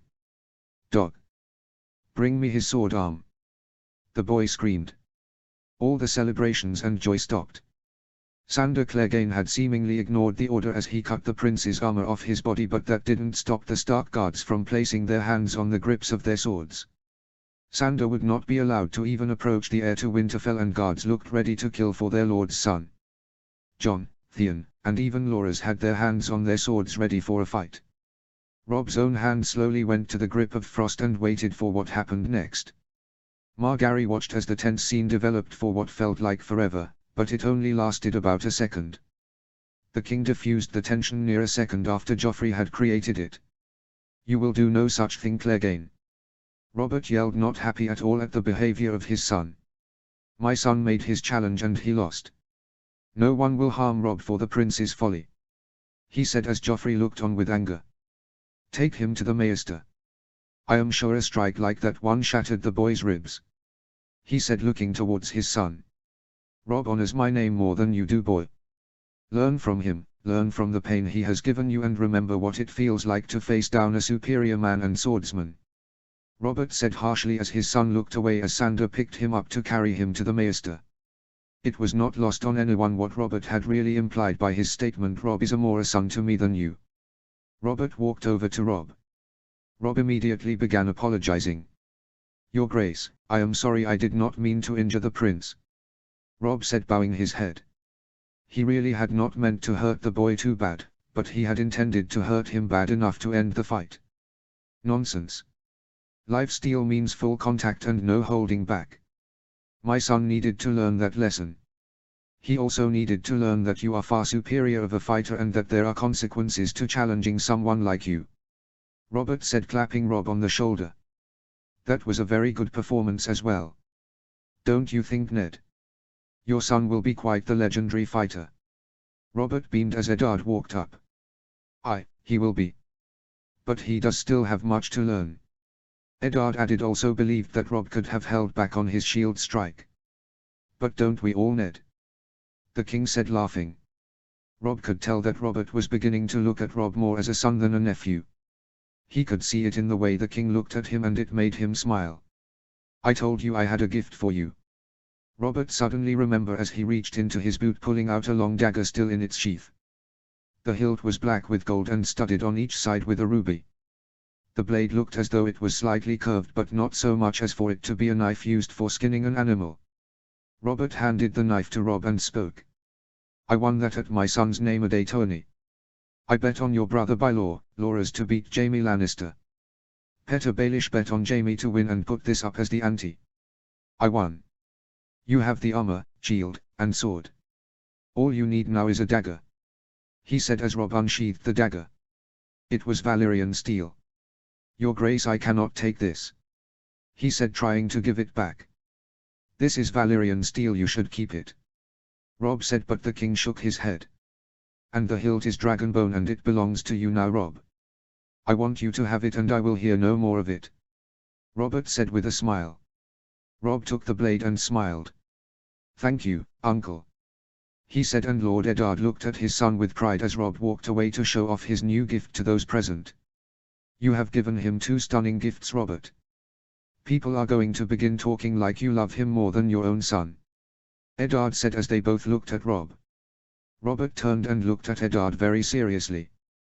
"That's because I do," Robert said seriously before quickly walking off with Ned to check on his son. Rob would be greeted in the yard after his victory by his wife and sister, and all of them would enjoy lunch together. The next day the men would be going hunting for boar, and Rob wanted to enjoy his time alone with his siblings, friends, and wife. They found out later that Maester Lewin believed that Joffrey did in fact have 3 cracked ribs. He advised the prince to remain in bed for a time and not go on the hunt. His mother would remain at his side throughout the rest of his stay. Rob received a summons that night from his father and he found himself outside his father's study as the guard let him in. Lord Stark did not usually maintain guards while in his study, but since the arrival of the royal family he had done so. Rob entered and Eddard had him sit. They spoke for a moment about the sparring match before getting down to business. "I am going to accept the king's offer," Eddard said bluntly. Rob was in shock. "Which offer?" Rob said, remembering there were 2. "His request that I serve as his hand. I have not rejected the proposal of a betrothal for Sansa, but please know I have not accepted it either," Eddard said, reassuring his son. "When I go to the capital, I will be taking Sansa, Arya, and Bran with me." He looked at his son more seriously. "While we are there you will be Lord of Winterfell," Eddard said. Rob felt new pressure on him. He did not know why his father had accepted the king's offer, but it did not matter. Rob could tell there was nothing that was going to stop him from going. "I will do everything I can to make you proud, father," Rob said with conviction. "You may serve as Lord for a short time or a long time, I am not certain, but I put my full trust in you, just as I know the North will. Being a Lord is like being a father, Rob. You have thousands of children now and you will worry about each one of them. Do everything you can with your vast resources to make sure they are safe," he said, charging his son to be worthy of the position he is being named to.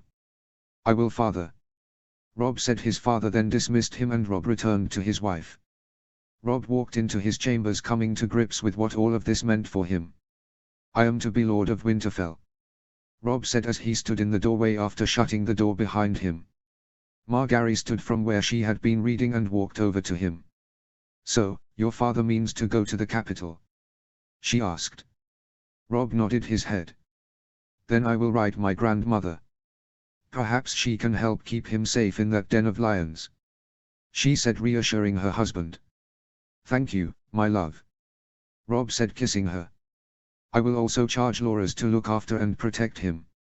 He has grown to admire Ned," she said as a conversation she had with her brother about Lord Stark came to mind. "You are so good to my family, my love, thank you," he said, bringing her close to him. "And whatever I can do to lessen your burden I will," Margaery said, pressing her forehead against his. "Let me make this load easier to bear," she said, looking him in the eyes. "I will. I will need your help and your counsel, my Rose," he said, kissing her passionately as the two fell into bed together. They shared tender love that night as they knew the weight of the whole North would soon be on Rob.